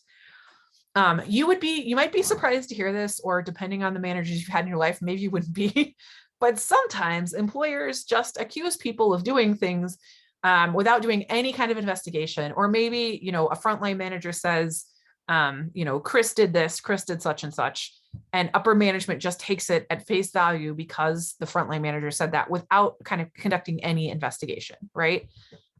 So if the employer is going to discipline you and you have a union contract, they have an obligation to conduct an investigation to determine whether or not you did the thing that you're being accused of doing. The 4th thing, fair investigation. Was the employer's investigation conducted fairly and objectively?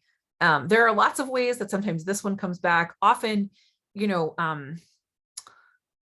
sometimes what you'll see, somebody will be getting like harassed or bullied by their boss, and then they'll go file a claim or grievance against that person. And then all of a sudden they're getting accused of things, and the person who's investigating them is the boss who has been harassing them. That is not a fair investigation. You can't have somebody who you've accused of harassing you conducting the investigation about, whatever it is, essentially retaliatory, charge that they've made against you. So was the investigation conducted fairly and objectively? Did they use real evidence? Was the person doing it somebody who could be unbiased, and so on? Proof at the investigation: did the judge obtain substantial evidence or proof that the employee was guilty as charged? So usually the judge in these kind of like disciplinary hearings is going to be somebody from HR or upper management. So did that person actually receive some kind of proof that you or the member did what they're being charged with? Equal treatment: has the employer applied its rules, orders, and penalties even-handedly and without discrimination to all employees? So my very first job, excuse me just a second. My very first job, the first job I ever had when I was 14 years old, I lived in Memphis, Tennessee.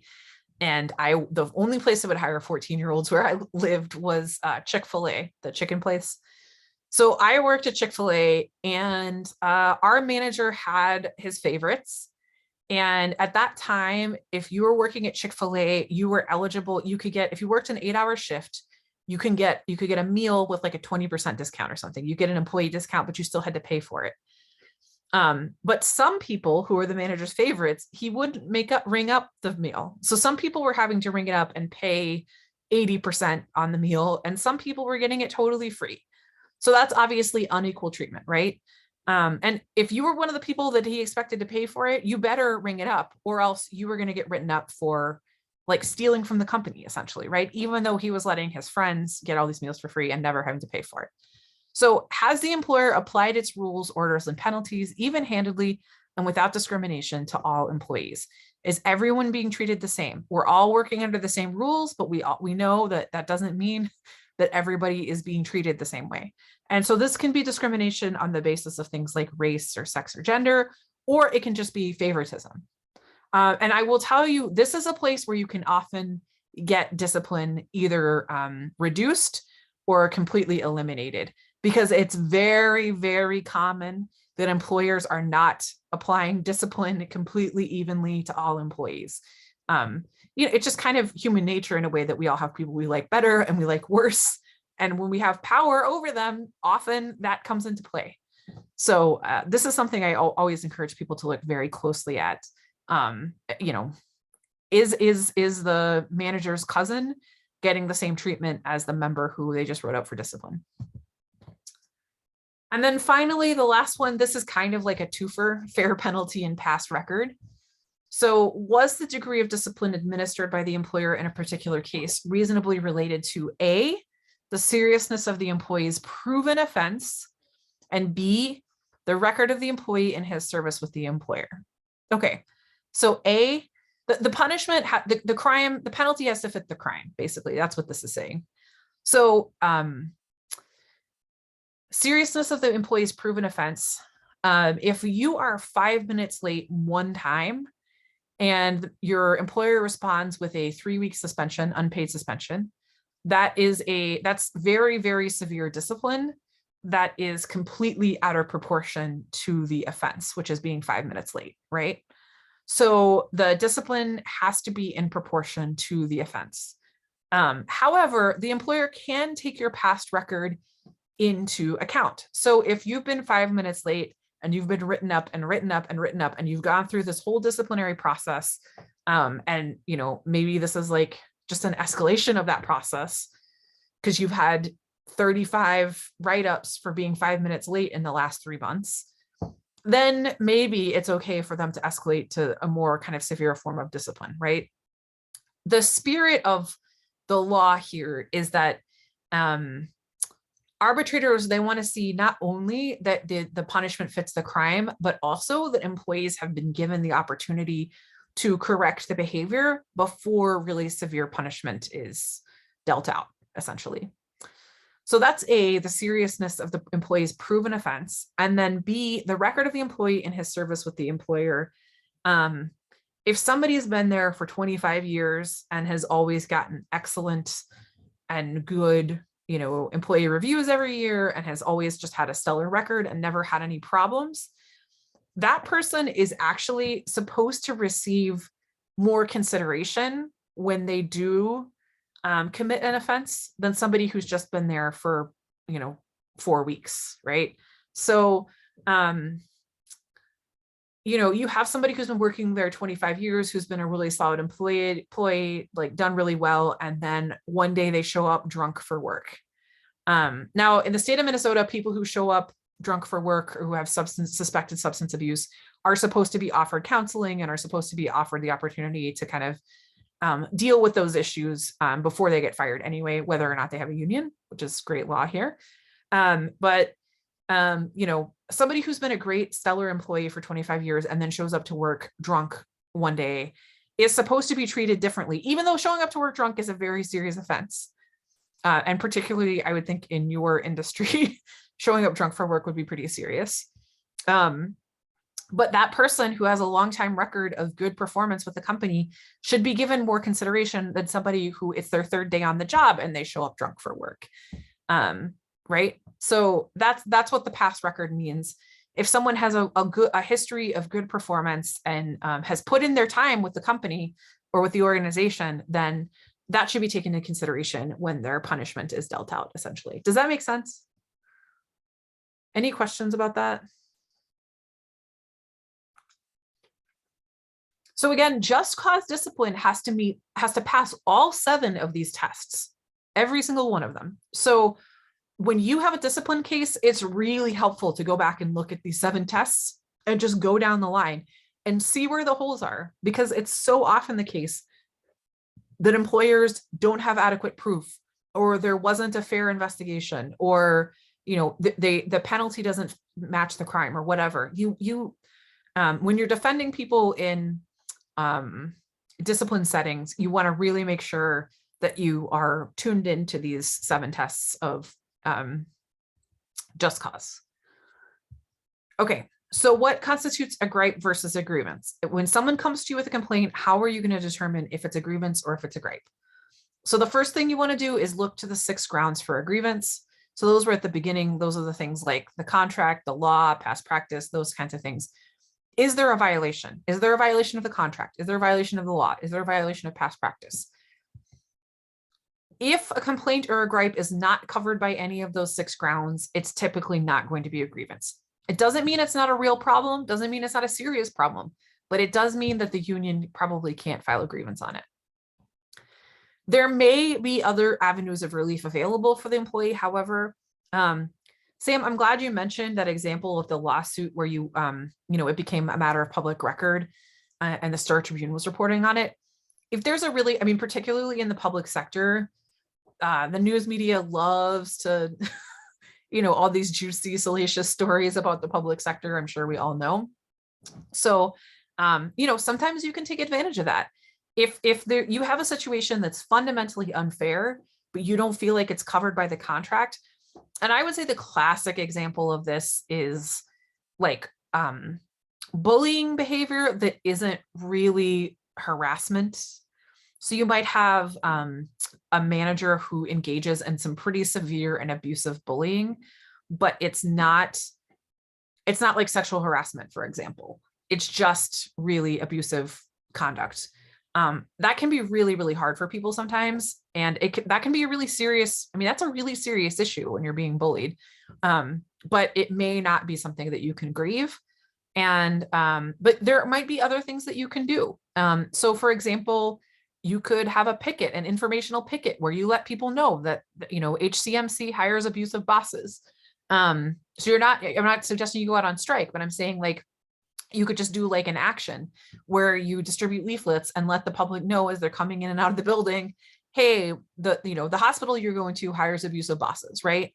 You could call the newspaper and plant word there that the Star Tribune that, you know, there's abuse happening within the HCMC system. There are other things you can do to kind of organize around the person. You can also sometimes, if you have a good enough relationship with someone in HR or upper level management, you can be like, look, this may not be a grievance yet, but you have a real problem here. It's creating a morale problem. You should look into this manager's behavior. And in the meantime, could you transfer my person to someone else's responsibility? You can do those kinds of things. And then the final thing I would say, anytime you yourself are helping a member determine whether or not something is a grievance, it's really important to stay humble about it. to remember that you are not the final word.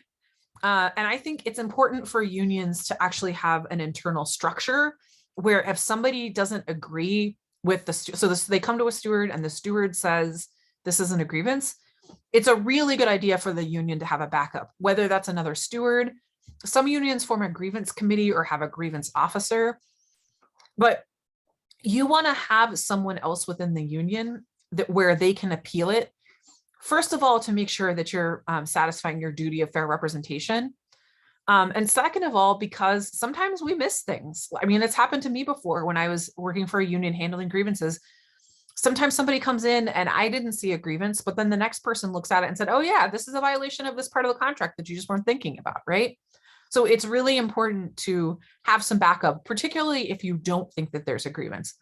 But it can also help your member leave feeling more satisfied, which isn't, the end all be all of grievance handling, but I think it's always better when your member can leave feeling more satisfied rather than less satisfied within reason. So the next thing up for us is to do this gripe or grievance exercise. I think because we've compressed this into 3 hours instead of, sometimes we do this training in 4, I might not do that right now. I might try to save it and see if we have a little bit of time at the end. It is a good exercise though, and it's one of the exercises, it's one of the things that I sent as a handout to Sam. So if you haven't gotten it yet, I'm sure he can send it to you later today. So if we don't have a chance to get to it today, I encourage you to kind of go through, maybe if you can with someone else in this training, or if you have other stewards or their officers back at your shop, go through that exercise and kind of test your intuition. Does this seem like a grievance or not? What would I say to this member in this particular instance? But with that, unless anyone has any questions about gripe or grievance, I might suggest that we take another quick break here. Does that sound good? Okay, let's take slightly longer. It's 2:59. Let's come back at 3:06. So see you in like 7 minutes.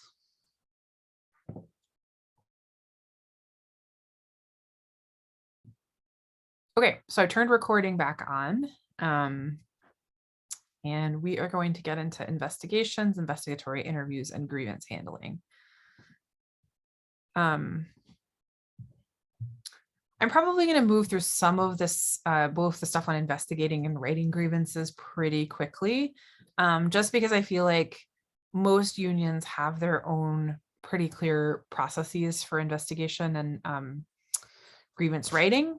And I'm going to focus more on investigatory interviews because I feel like that's the thing that is kind of can be the most intimidating, and also often unions don't necessarily have their own internal practices around that really clarified. So what is a grievance investigation? A grievance investigation is the process for determining whether or not a complaint is a grievance, right? So somebody comes to you with some kind of complaint. They say that their paycheck wasn't whole. They say that they're being harassed at work. They say, they come to some kind of complaint. They say that their locker room isn't as good as the men's locker room, whatever the issue is, right? Someone, usually a member, is going to come forward to you and say, I have this issue. And then the grievance investigation is how you determine whether or not that issue is actually a grievance. So that involves collecting evidence, and often in grievance investigations, the most important evidence that you have is the testimony of the witnesses. So the person who the grievance, the person who's initiating the grievance, but then also anybody else who happens to be a witness to this particular incident or this particular problem. You're going to have to weigh potentially contradictory evidence. So you're going to have to determine for yourself sometimes whether or not some evidence should be included or excluded. You as the steward are going to have to kind of develop a narrative about what happened, and that might be a little bit different than the narrative that you're getting from the potential grievance, because as you talk to different people, you might find out that there's kind of a slightly different version of the story everyone you talk to. So you're going to have to kind of develop your own narrative about what happened to move the grievance forward. That also very importantly should include a timeline of what happened. And I encourage you with a timeline to really kind of write it out. When did this problem start? And then what were the specific kind of events along the way? And then ultimately, the conclusion of your grievance investigation is when you determine whether or not a grievance should be filed. So why do these grievance investigations matter? Grievance investigations are an extremely important part of the grievance process. In some ways, I mean, they're at least as important as the written grievances that you file. One of the reasons is that if the grievance goes all the way to arbitration, a formal case is going to be presented by the union on behalf of the grievance. Depending on your union, you might be the ones presenting that case, or it might be your attorney. But either way, you're going to need to have all of this evidence, and you're going to need to have a theory of the case that is clearly stated and well organized, that either you or your representative can use to argue the case for you at arbitration. The decision of the arbitrator, if I don't know how many of you have been to arbitration before, but it's kind of like a mini court case. And the arbitrator is like a private judge that's hired by both parties, both the union and the employer, to hear the case and then make a decision. And the decision of the arbitrator is going to be primarily based on the evidence presented by each side, management and the union. So if you want the union to win at arbitration, you want to make sure that you have really quality evidence. And you as the steward are going to be the one collecting that initial evidence. And, you know, I'm sure anybody who investigates an issue will tell you of any kind, the evidence you get at the beginning of the problem, when it's still fresh in people's minds, is usually going to be a lot better and a lot more reliable than the evidence you get later on. So it's really important for you as the first person conducting this investigation to get good evidence.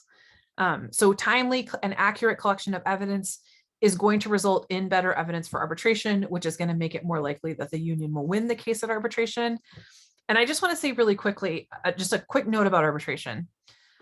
Arbitration is important not only because of, you know, you might win something for this particular member in this particular instance, but it's also important because arbitration, the arbitrator's ruling sets a precedent for interpreting your entire contract, or at least the part of the contract that is in question for this grievance.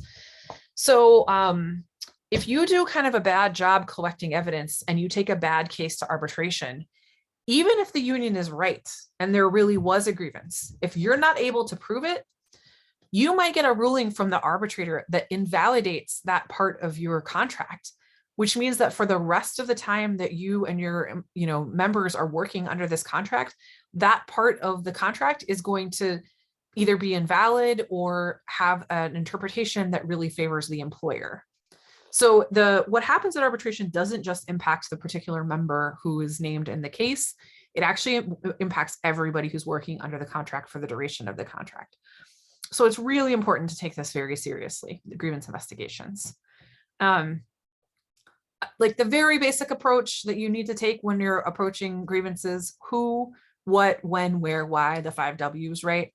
So the who are the principals? That would be like the person filing the grievance, the grievant, any witnesses to the situation, and then people we call knowers. So this might be somebody in the payroll office. This might be somebody who isn't necessarily a direct witness to what's happened, but somebody who has information about what's happened that would be reliable information.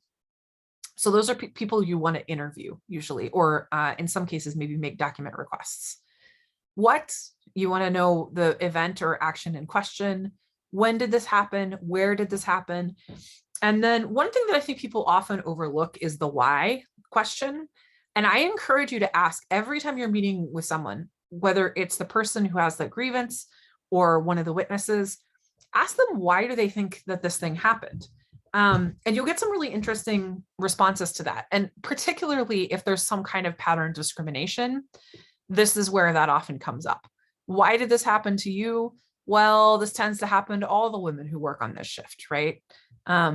So it's really important, I think, to ask the why question, and you can get some insights both into the person you might be filing the grievance on behalf of and all the witnesses. It's just, you can get really interesting information by asking that question. Tips on starting the grievance process. It can be a little bit overwhelming, but first you just want to talk to the worker as a coworker. And I would recommend finding a private place to do this, whether that's a coffee shop or, outside away from the building. You want to make sure that management isn't going to be able to like walk in and overhear this conversation. It's your job to kind of assess the whole working environment and the relationship of the involved parties. And as a, that's one of the great things about the steward system is that you're representing people that you know as coworkers and you have a common workplace. So often you really understand the dynamics of that workplace better than like even a specialized attorney who would come in and represent them would, right? And I also tell folks, just listen to what the worker needs, whether or not it's a grievance. Sometimes people just need someone to talk to. That's part of the job of being a steward, is being able to be a good listener. And you just would be surprised how many things you can clear up sometimes by just giving someone a chance to kind of vent a little bit. Now, I'm not suggesting that you need to let them take over your life with their venting or get abusive toward you or something like that, but just giving someone some space to kind of process what they're upset about and taking that seriously can really help. So the steps of the grievance process are going to vary from contract to contract. In many, many, many contracts, the most common thing you see in union contracts is that the first step of the grievance process is an attempt at informally resolving the grievance. So usually what that means is that the impacted employee and or the steward go try to resolve the problem with the employee's direct supervisor. So the employee notices that their paycheck is short and they go to their direct supervisor and say, hey, my paycheck was short. That may satisfy step one of your grievance process if you have this informal attempt at a resolution. I encourage stewards to be present for those conversations, even if the employee wants to take the lead on it. I encourage you to encourage your members to have a steward present just as a witness, first of all, so that we can all agree that this conversation actually took place and that the management can't come back later and say, well, you never did step one. Yes, we did. We were both there.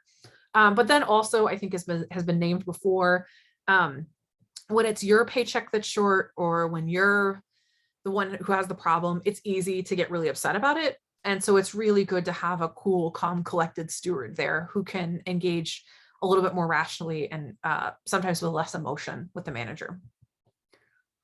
But before this first step, if you're going to be part of the first step grievance process, you want to meet with the grievant to establish all of the facts of the complaint and the timeline, et cetera. So before you even get to that first step, you want to make sure that you have a chance to process all of this with them.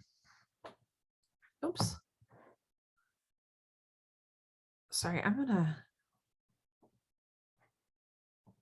realize I didn't stop my video and it means that my Zoom bar isn't where I need it to be.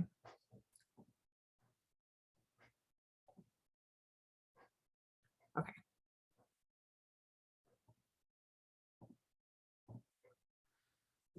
So really quickly, let's talk about confidential versus privileged communication. This sort of came up, I think, in our kind of some of our introductory remarks, that you need to be a trustworthy person. And part of why you need to be a trustworthy person is because you have a right to confidential communication with your members. So what does confidential communication mean? That means that your management cannot force you to share what a union member said to you. When you're acting in your role as a steward, a member comes to you and they tell you kind of what's going on, what their concerns are, whatever. Let's say your manager sees that happen. They can't come up to you and say, hey, what was John saying to you? Right? That's illegal. They can't force you to try to tell them what a member has discussed with you in confidence. However, I want to make this really clear because I feel like people don't always understand this. This is not the same as privileged communication. So there are two different standards in the law. Stewards have the right to confidential communication, but not the right to privileged communication. Privileged communication is like what an attorney has or what a priest has, a therapist potentially, which is when someone tells them something. If you're a client and you tell your attorney something, the law, nobody can ever force that attorney in most cases to confide what you told them or to share what you confided in them, right? So that's truly privileged communication. The communication that happens between attorneys and clients is not subject to subpoena. It is not subject to being, the attorney can't be forced to testify against their own client. Same thing is true of like mental health practitioners usually, and ministers and religious professionals. There are some examples there where they don't necessarily have privileged communication, like if someone says they're going to go murder somebody or something, but typically that's considered privileged communication. As a steward, you do not have this right to this level of privilege, which means that a judge or an arbitrator can force you to reveal communication with a member under oath. So management is not allowed to force you to reveal communication with a member under oath, but an arbitrator can. An arbitrator can say, well, what did Sam say to you in that conversation? And then under oath of, you're under oath at that point, you're liable for perjury. If you lie about it, you have to tell the truth in that setting. And so you're going to have to say whatever Sam told you. So this is why it's really important that you never ask, just between you and me, what really happened. Your members should only share information with you that they would be comfortable sharing within a court of law. And this is particularly true if there's some question about whether or not your member has committed a crime, like they've stolen from the company, for example. You do not need to know whether or not they've actually did what they're accused of doing, no matter what it is. When it comes to discipline stuff, you do not need to know whether they did it. You just have to make sure your job as their steward is to make sure that management follows through on the disciplinary procedure within the contract. And if you believe that they didn't do it, you can collect evidence to try to prove that they didn't do it. But you do not need to know. And I would encourage you never to ask if somebody really did it, for example, because that could come out in an arbitration or in a trial and really harm your member. And you don't want to be in a position where you're having to testify against your own member. I hope that distinction makes sense. Does anyone have any questions or anything about it?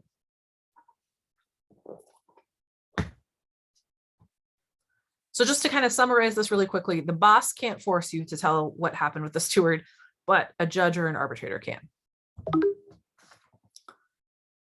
The next steps of the grievance process after you get through the first steps, it's going to vary by contract, but usually it includes filing some kind of written notice of the complaint, which would include a proposed remedy. We can talk more about the remedies here in a minute.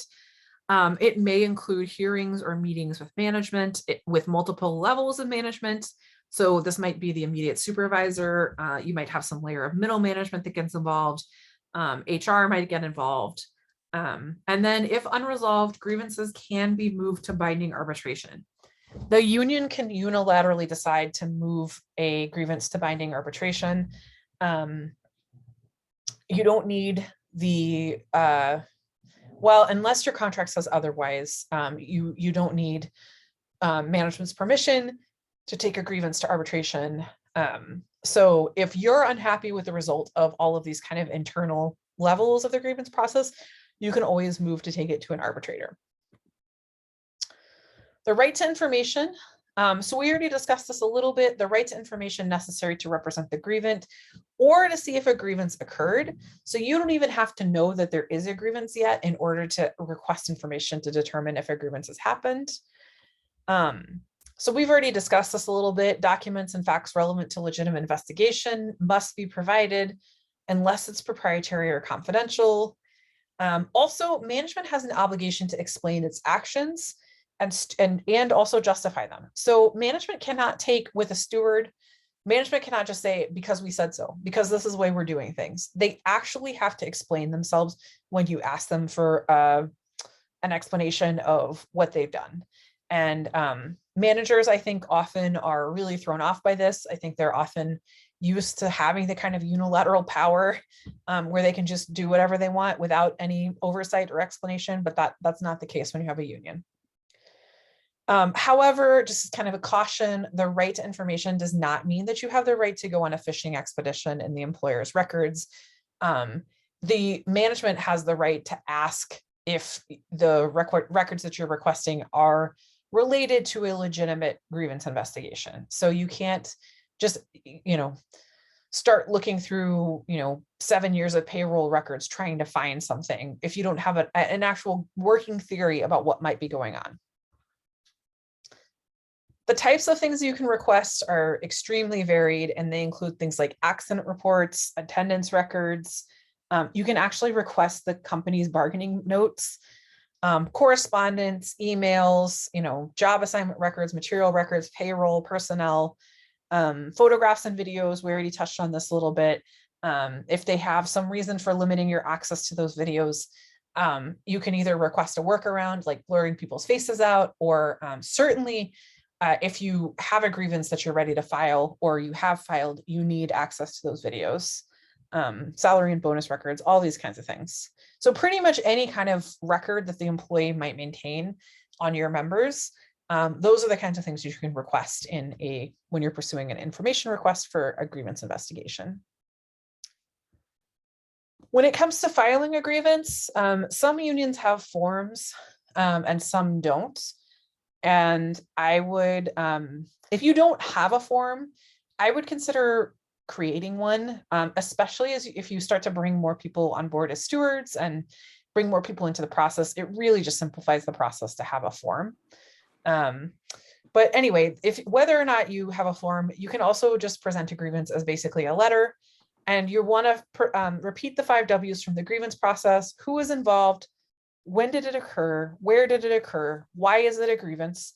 And when it comes to the why is it a grievance, that's where you want to cite the contract, the provisions of the contract that you think were violated, or the provisions of the law or management's responsibilities or whatever. What's the basis? That's where you get into it. And if you're citing the contract, you want to be really specific. You want to say, Article 10, subsection B is where we think that this grievance, the contract has been violated. And then the final, Amy, yeah. Can I just ask a quick question about right to information? Sure.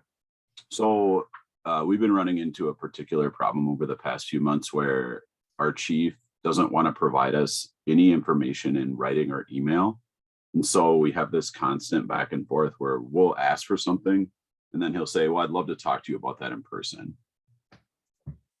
And then to further kind of complicate that, Hennepin EMS has this very finicky rule where even though we're a public entity, they don't allow any recording of conversations, photo, video, anything like that. So then we'll get into a face-to-face meeting and I'll say, hey, just so you know, it's a violation of our policy that any of this be recorded.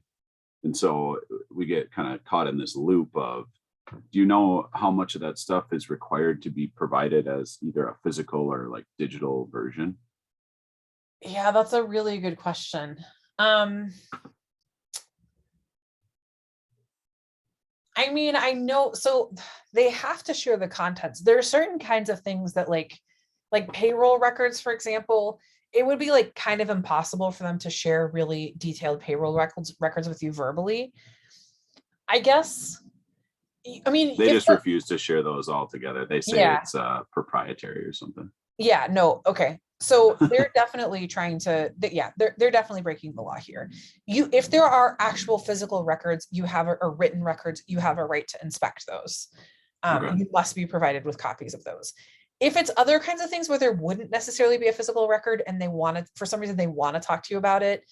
What I would do is after every meeting I had with the chief where something like that happened, I would go back and send an email saying, here's a summary of the things we discussed today, and summarize it all, and then send it to him in email so that you have at least your own kind of written record that you've created. And then it's kind of incumbent on him to, if he disagrees and he doesn't think that that's what you talked about, then it's incumbent on him to kind of disagree with you in writing. Sure, that makes sense. Yeah, but it definitely sounds like if they just aren't providing you with access to records, that's a red flag. Yeah. All right, thank you. Okay, yeah, great question. Let's talk really briefly about the limits of the grievance remedy. So unless the contractor law says otherwise, a remedy can only quote unquote right the wrong. So what does this mean? So the remedy is the thing that you're asking for in the grievance, right? This is the thing that you're saying, something is wrong here. There's been a violation. And so we're asking for this to correct the violation. But you're very narrowly limited. You're only allowed to ask for what will actually correct a violation. So that means that you can't ask for punitive damages. So even if someone has been sexually harassed for 6 months by this boss, creepy boss, all you can ask for is that harassment comes to an end. whether that boss stops harassing them, whether the boss gets fired, whether the boss gets transferred to another branch, you don't have control over any of that. You just have to ask for the harassment to end.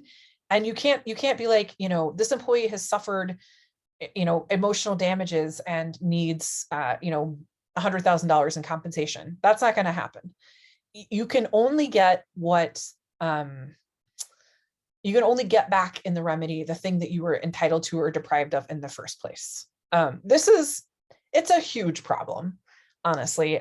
My hope is that someday the law will change on this, because there's really very little incentive for the employer not to violate your rights when all they have to do is just repay you if they get caught, basically, or stop doing it once they get caught.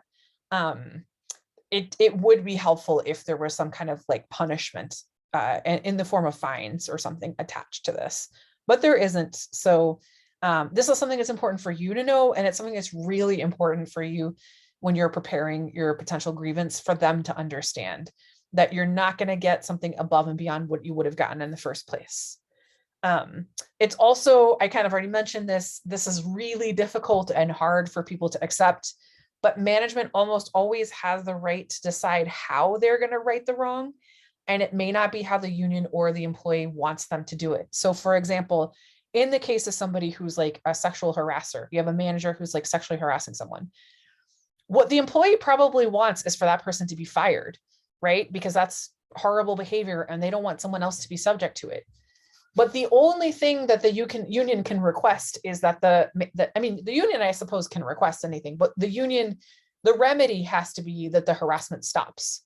So, and you could go a little bit beyond that. If the employee has been harassed for 6 months and they're traumatized, you could say the harassment stops and this employee no longer has to work for this manager or something. But often the way that businesses or organizations resolve this is by transferring the person who is being harassed, not the person who is doing the harassing, which can be really hard for people. I mean, it's very unfair that you would be the victim of harassment in your workplace, and instead of your boss getting in trouble for harassing you, you get transferred to another job, right? But as long as there aren't, the employer is allowed to do things like that. They cannot do something that really messes with an employee's kind of current conditions. So for example, if you're working a day shift, they can't transfer you to the night shift in order to get you away from the abusive manager, because generally speaking, people prefer the day shift to the night shift. And so they can't transfer you to a worse shift, or they can't transfer you to an office that's 50 miles away from your house when your old office was 5 miles away from your house. They can't create unnecessary or undue hardship for the person.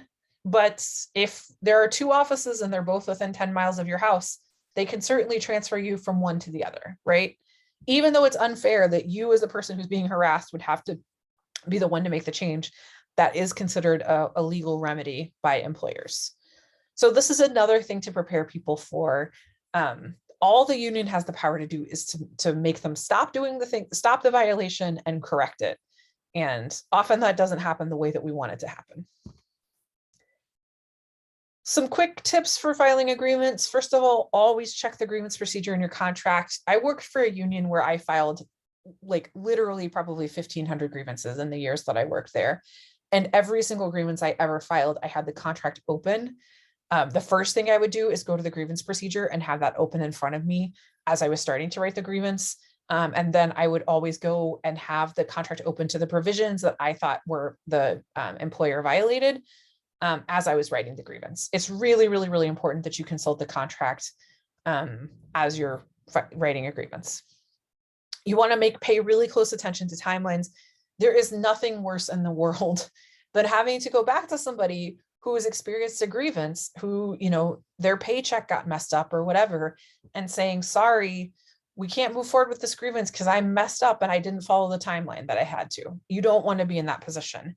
If you need an extension before you file a grievance, it's very customary if you ask for an extension, for an employer to give you an extension.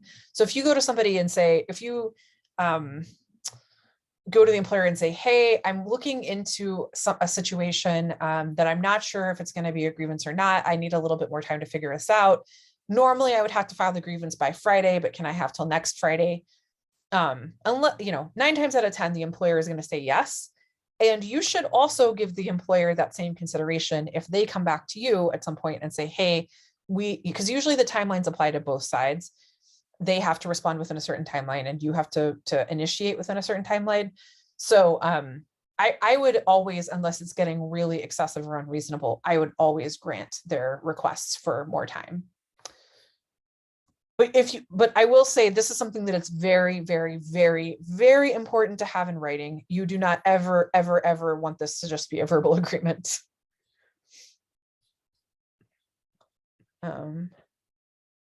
Litigating grievances on social media. Yeah, whew, it is, the environment that we live in now is just, there are a lot of benefits for unions in terms of having access to social media and really, you can get the word out about really egregious grievances that are happening. But it can also be a dangerous tool, obviously. Find out where the grievance should be filed. This should be clear in your grievance procedure in the contract, but you always want to make sure you're sending it to the right place. You guys work for smaller independent unions, so this probably isn't as big of an issue, but some unions, not only do you have to file paperwork with the employer, but you also have to file paperwork with like the union office or even the international potentially. So just knowing what it is that the union requires internally in terms of a grievance. Some tips for grievance handling.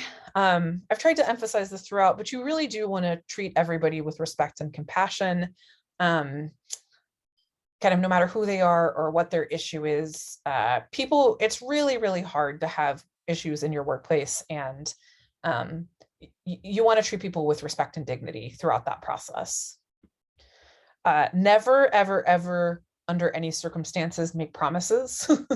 the only promise you can make is I will file this grievance if things that are under your control, but you certainly don't want to promise, oh, we're definitely going to win this for you.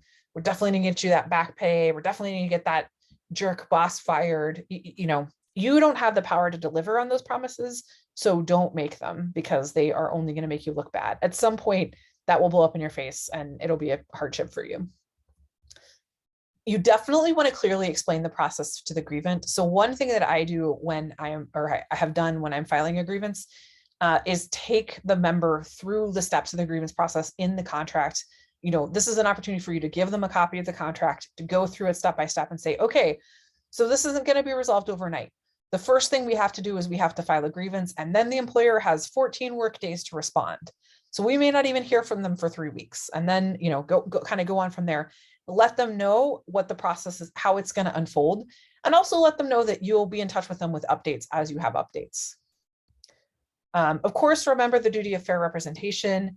Sometimes you have to represent people that you really don't want to represent. So I had a discipline case for one of the unions that I worked for, where it was at a university representing teachers.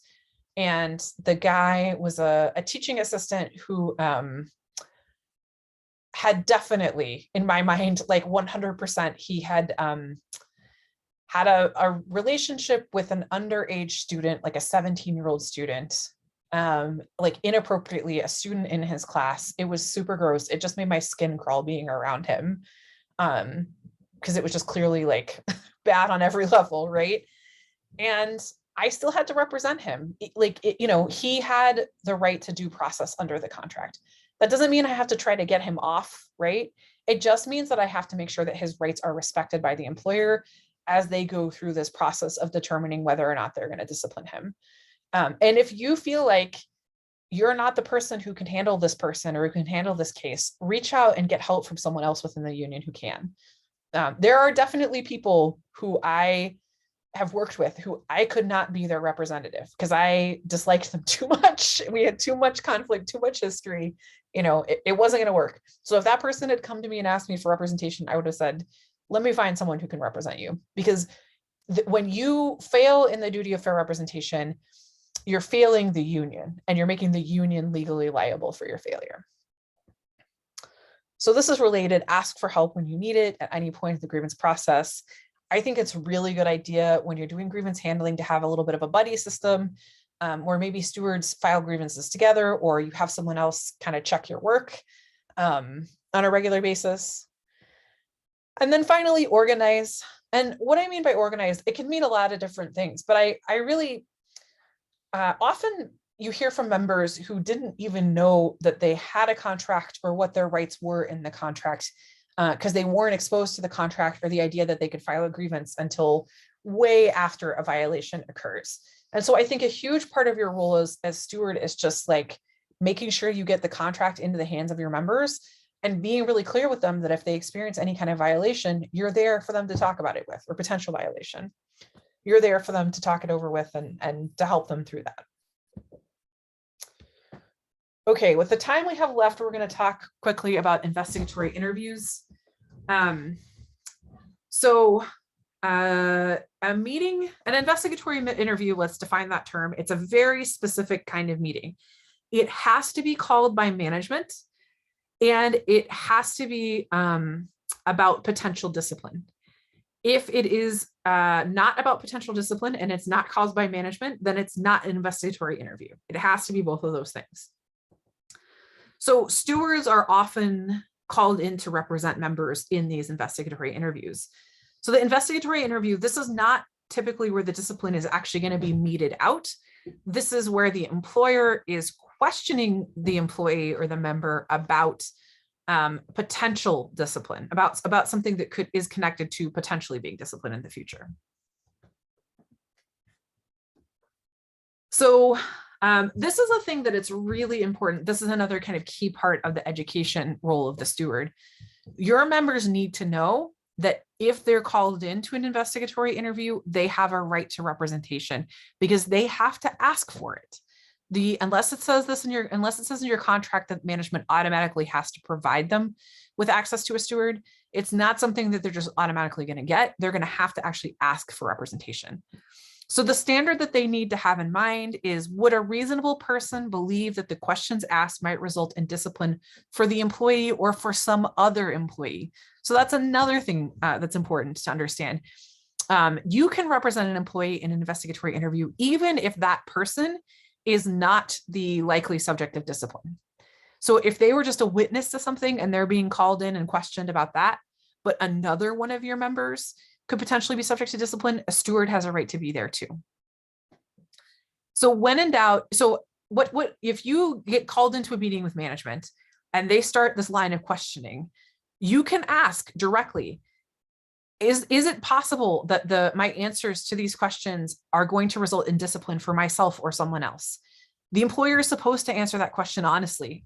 Legally, they're supposed to answer that question honestly. And if they say yes, that this interview could result in consequences for you or for another employee, disciplinary consequences, then the member has the right to stop the meeting right there and say, I want my steward. I don't want to continue this until I have a chance to have my steward present. So when they're in doubt, your employees, your members should always request union representation. Now, you do not have the right to be there if it's not an investigatory interview. So for example, if it's just like an annual review, even if your member is nervous about it, you do not have a right to be there if it's not an investigatory interview, if it's not something that could result in discipline for that employee or for another employee. Okay, common subjects of investigatory interviews, it's the things that people get in trouble for at work. Absenteeism, drug and alcohol use, poor work performance, accidents, tardiness, harassment, theft, etc. This is the kind of stuff that, if you're being asked questions about these kinds of things, you need a union representative present. And you as the steward or as a union officer need to help your members understand that if they start getting questions about these kinds of things, they need to stop the questioning and ask to have a steward present. So members have a legal right to have union representation in these settings. Any employee being investigated by his or her employer has the right to representation. In an organized workplace, that means union representation. So these are what we call the Weingarten rights, the right to have union representation in an investigatory interview.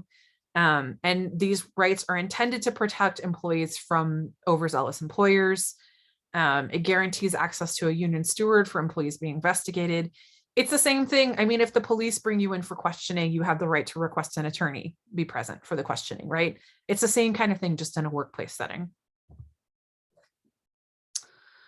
So in summary, for Weingarten rights, the employee has to request the steward. The employer does not have to offer it. The employee must request to have their steward present. The employer must allow union representation. If the employer denies the employee's requests to have a steward present, that is an unfair labor practice. It's a very serious violation. And once you're in the meeting, the steward you can talk to the employee, you're allowed to ask questions, and you can provide additional information. I see Travis says, what if the employer states that it's a mentoring moment with no risk of punishment? Can they then use that at a later point for establishing a trend of behavior that leads to punishment? That's a really good question. I would say no. They certainly wouldn't be able to use that meeting as a trend for behavior. Yeah, coaching, right? They love to talk about coaching. So they are allowed to do quote unquote coaching with no disciplinary consequences attached. But they should not then use the fact that they have done coaching as a means to, they still are starting from square one with the disciplinary process. So if somebody fails the quote unquote coaching, that doesn't give them a reason to like jump ahead in the disciplinary process and start on like level 2 or level 3 discipline. They still have to start at level 1.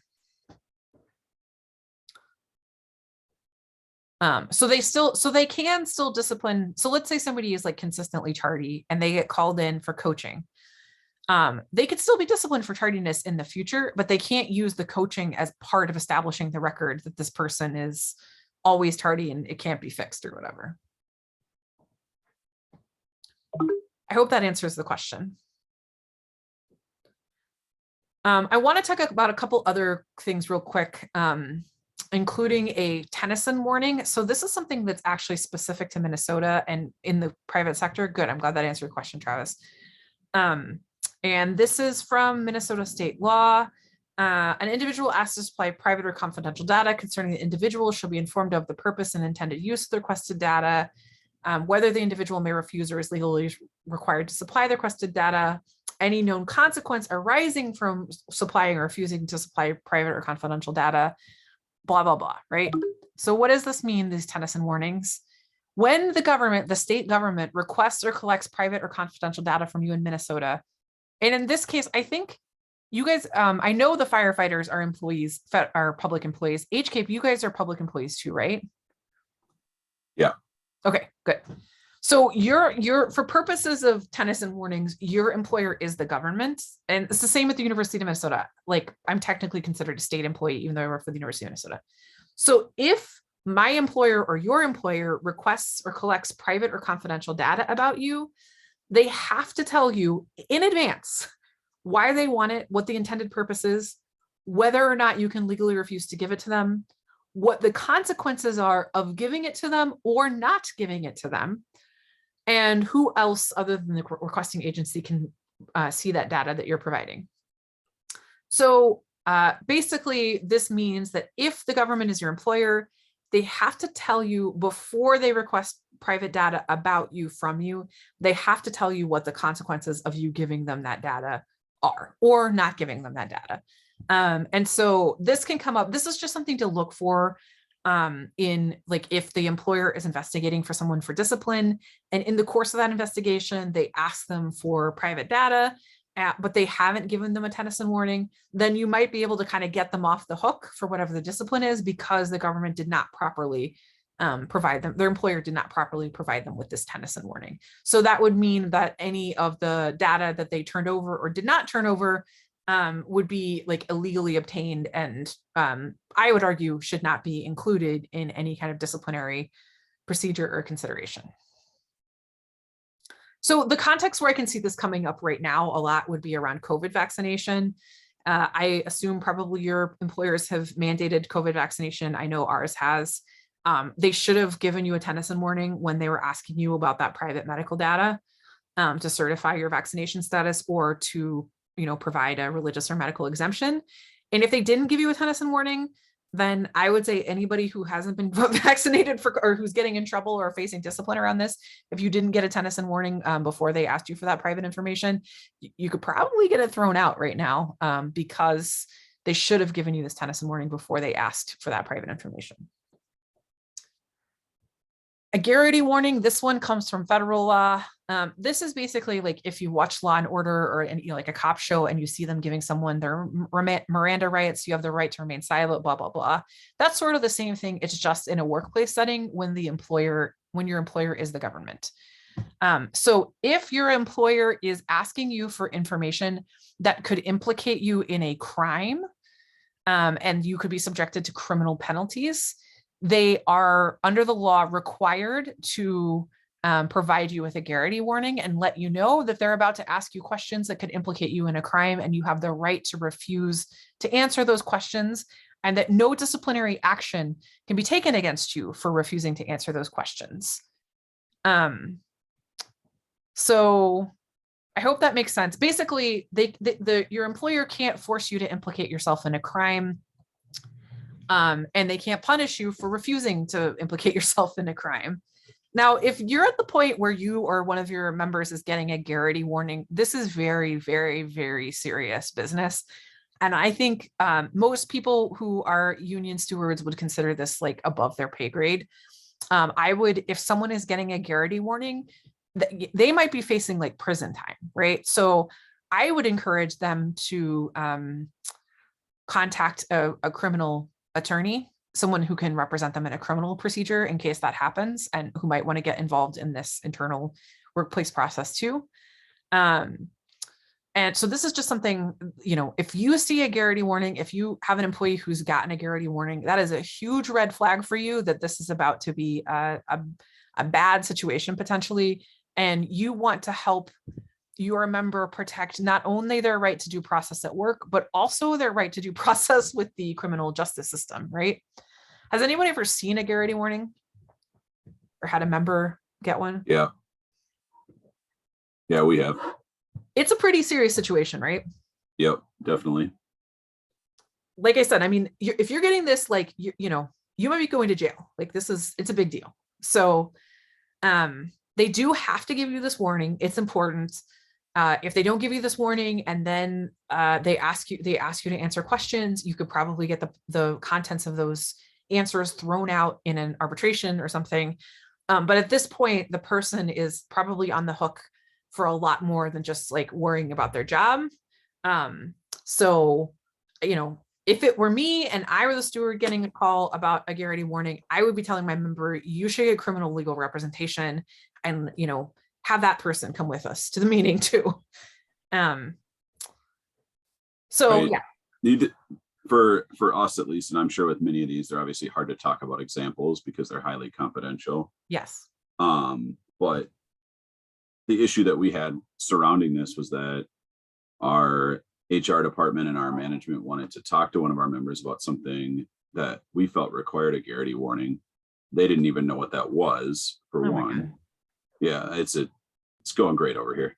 And so then for two, once they obtained one, which took several weeks, they also stated that they hadn't contacted the police, and the nature of this thing was such that it's like, wait a second, you're going to investigate this with our HR department, but if what happened is what you're saying happened, you haven't called the police, like, okay, we're all mandated reporters, so that seems unethical, maybe illegal. So yeah, these are tough for sure. Yeah. Thanks for sharing that. I think it's important to know, like, unfortunately, people who work in HR are not sitting in trainings like this. Very, very few HR, you can make it pretty far in the field of HR and pretty far in the field of, getting an education in HR. You can get a master's degree in HR and not be informed that when you're bringing someone in for questioning around something that's potentially illegal, you need to give them a garrity warning. Labor law is like horribly neglected by HR programs. So often the people you're talking to in HR have had far less training than you have had on labor law. So I'm not surprised, unfortunately, to hear that they were completely blindsided by this garrity warning issue. And yeah, I mean, I'm also not surprised that they were just kind of incompetent, it sounds like, in handling this from top to bottom. But just really want to emphasize, if your members are going into a meeting where they've gotten a garrity warning, they definitely want to have at least a union representative present. But if I were the union representative, I'd be like, hold on, let's get a criminal defense attorney on the team too, because like I said, so much more is at stake at this point. It's not just their job. Okay, so just a summary quickly for Tennyson and garrity warnings. The employer in both of these instances must warn the employee when they're being asked for private or confidential data, or when they're being asked questions that may lead to a criminal investigation.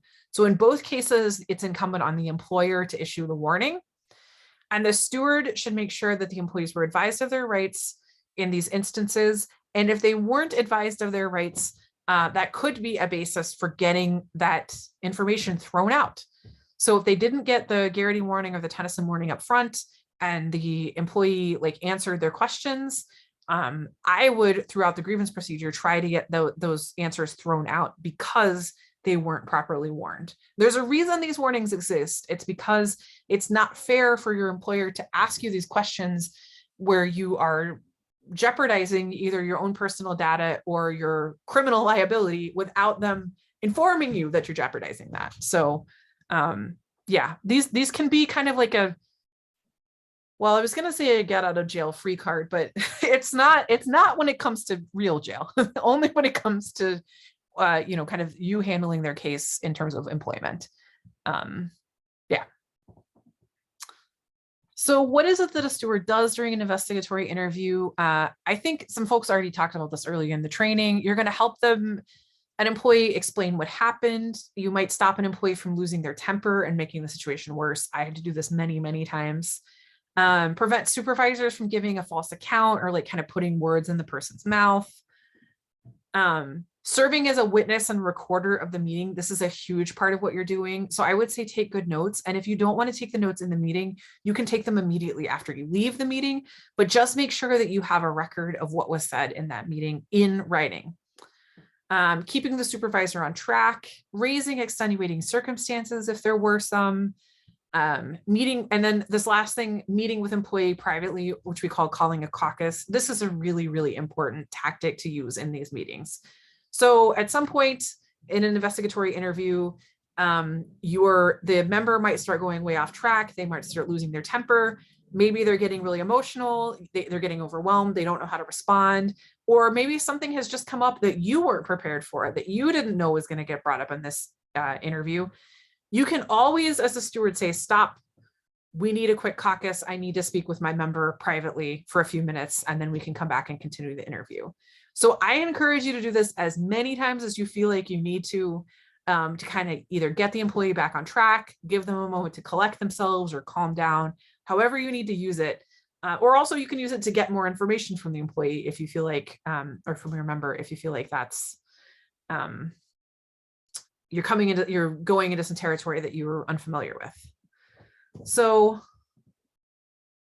that's basically it.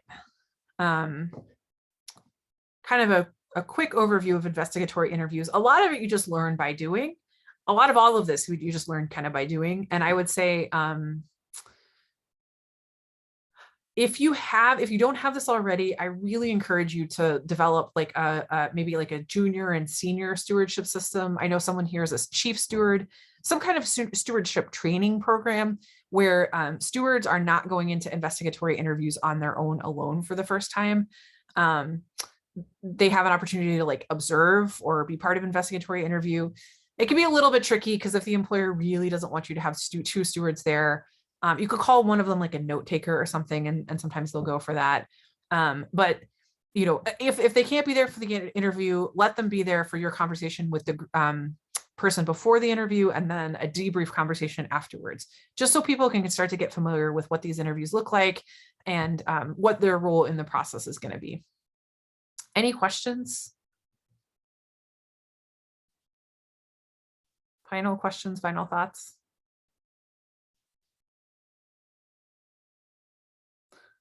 Okay, well, thanks everybody. I'm going to go ahead and stop recording.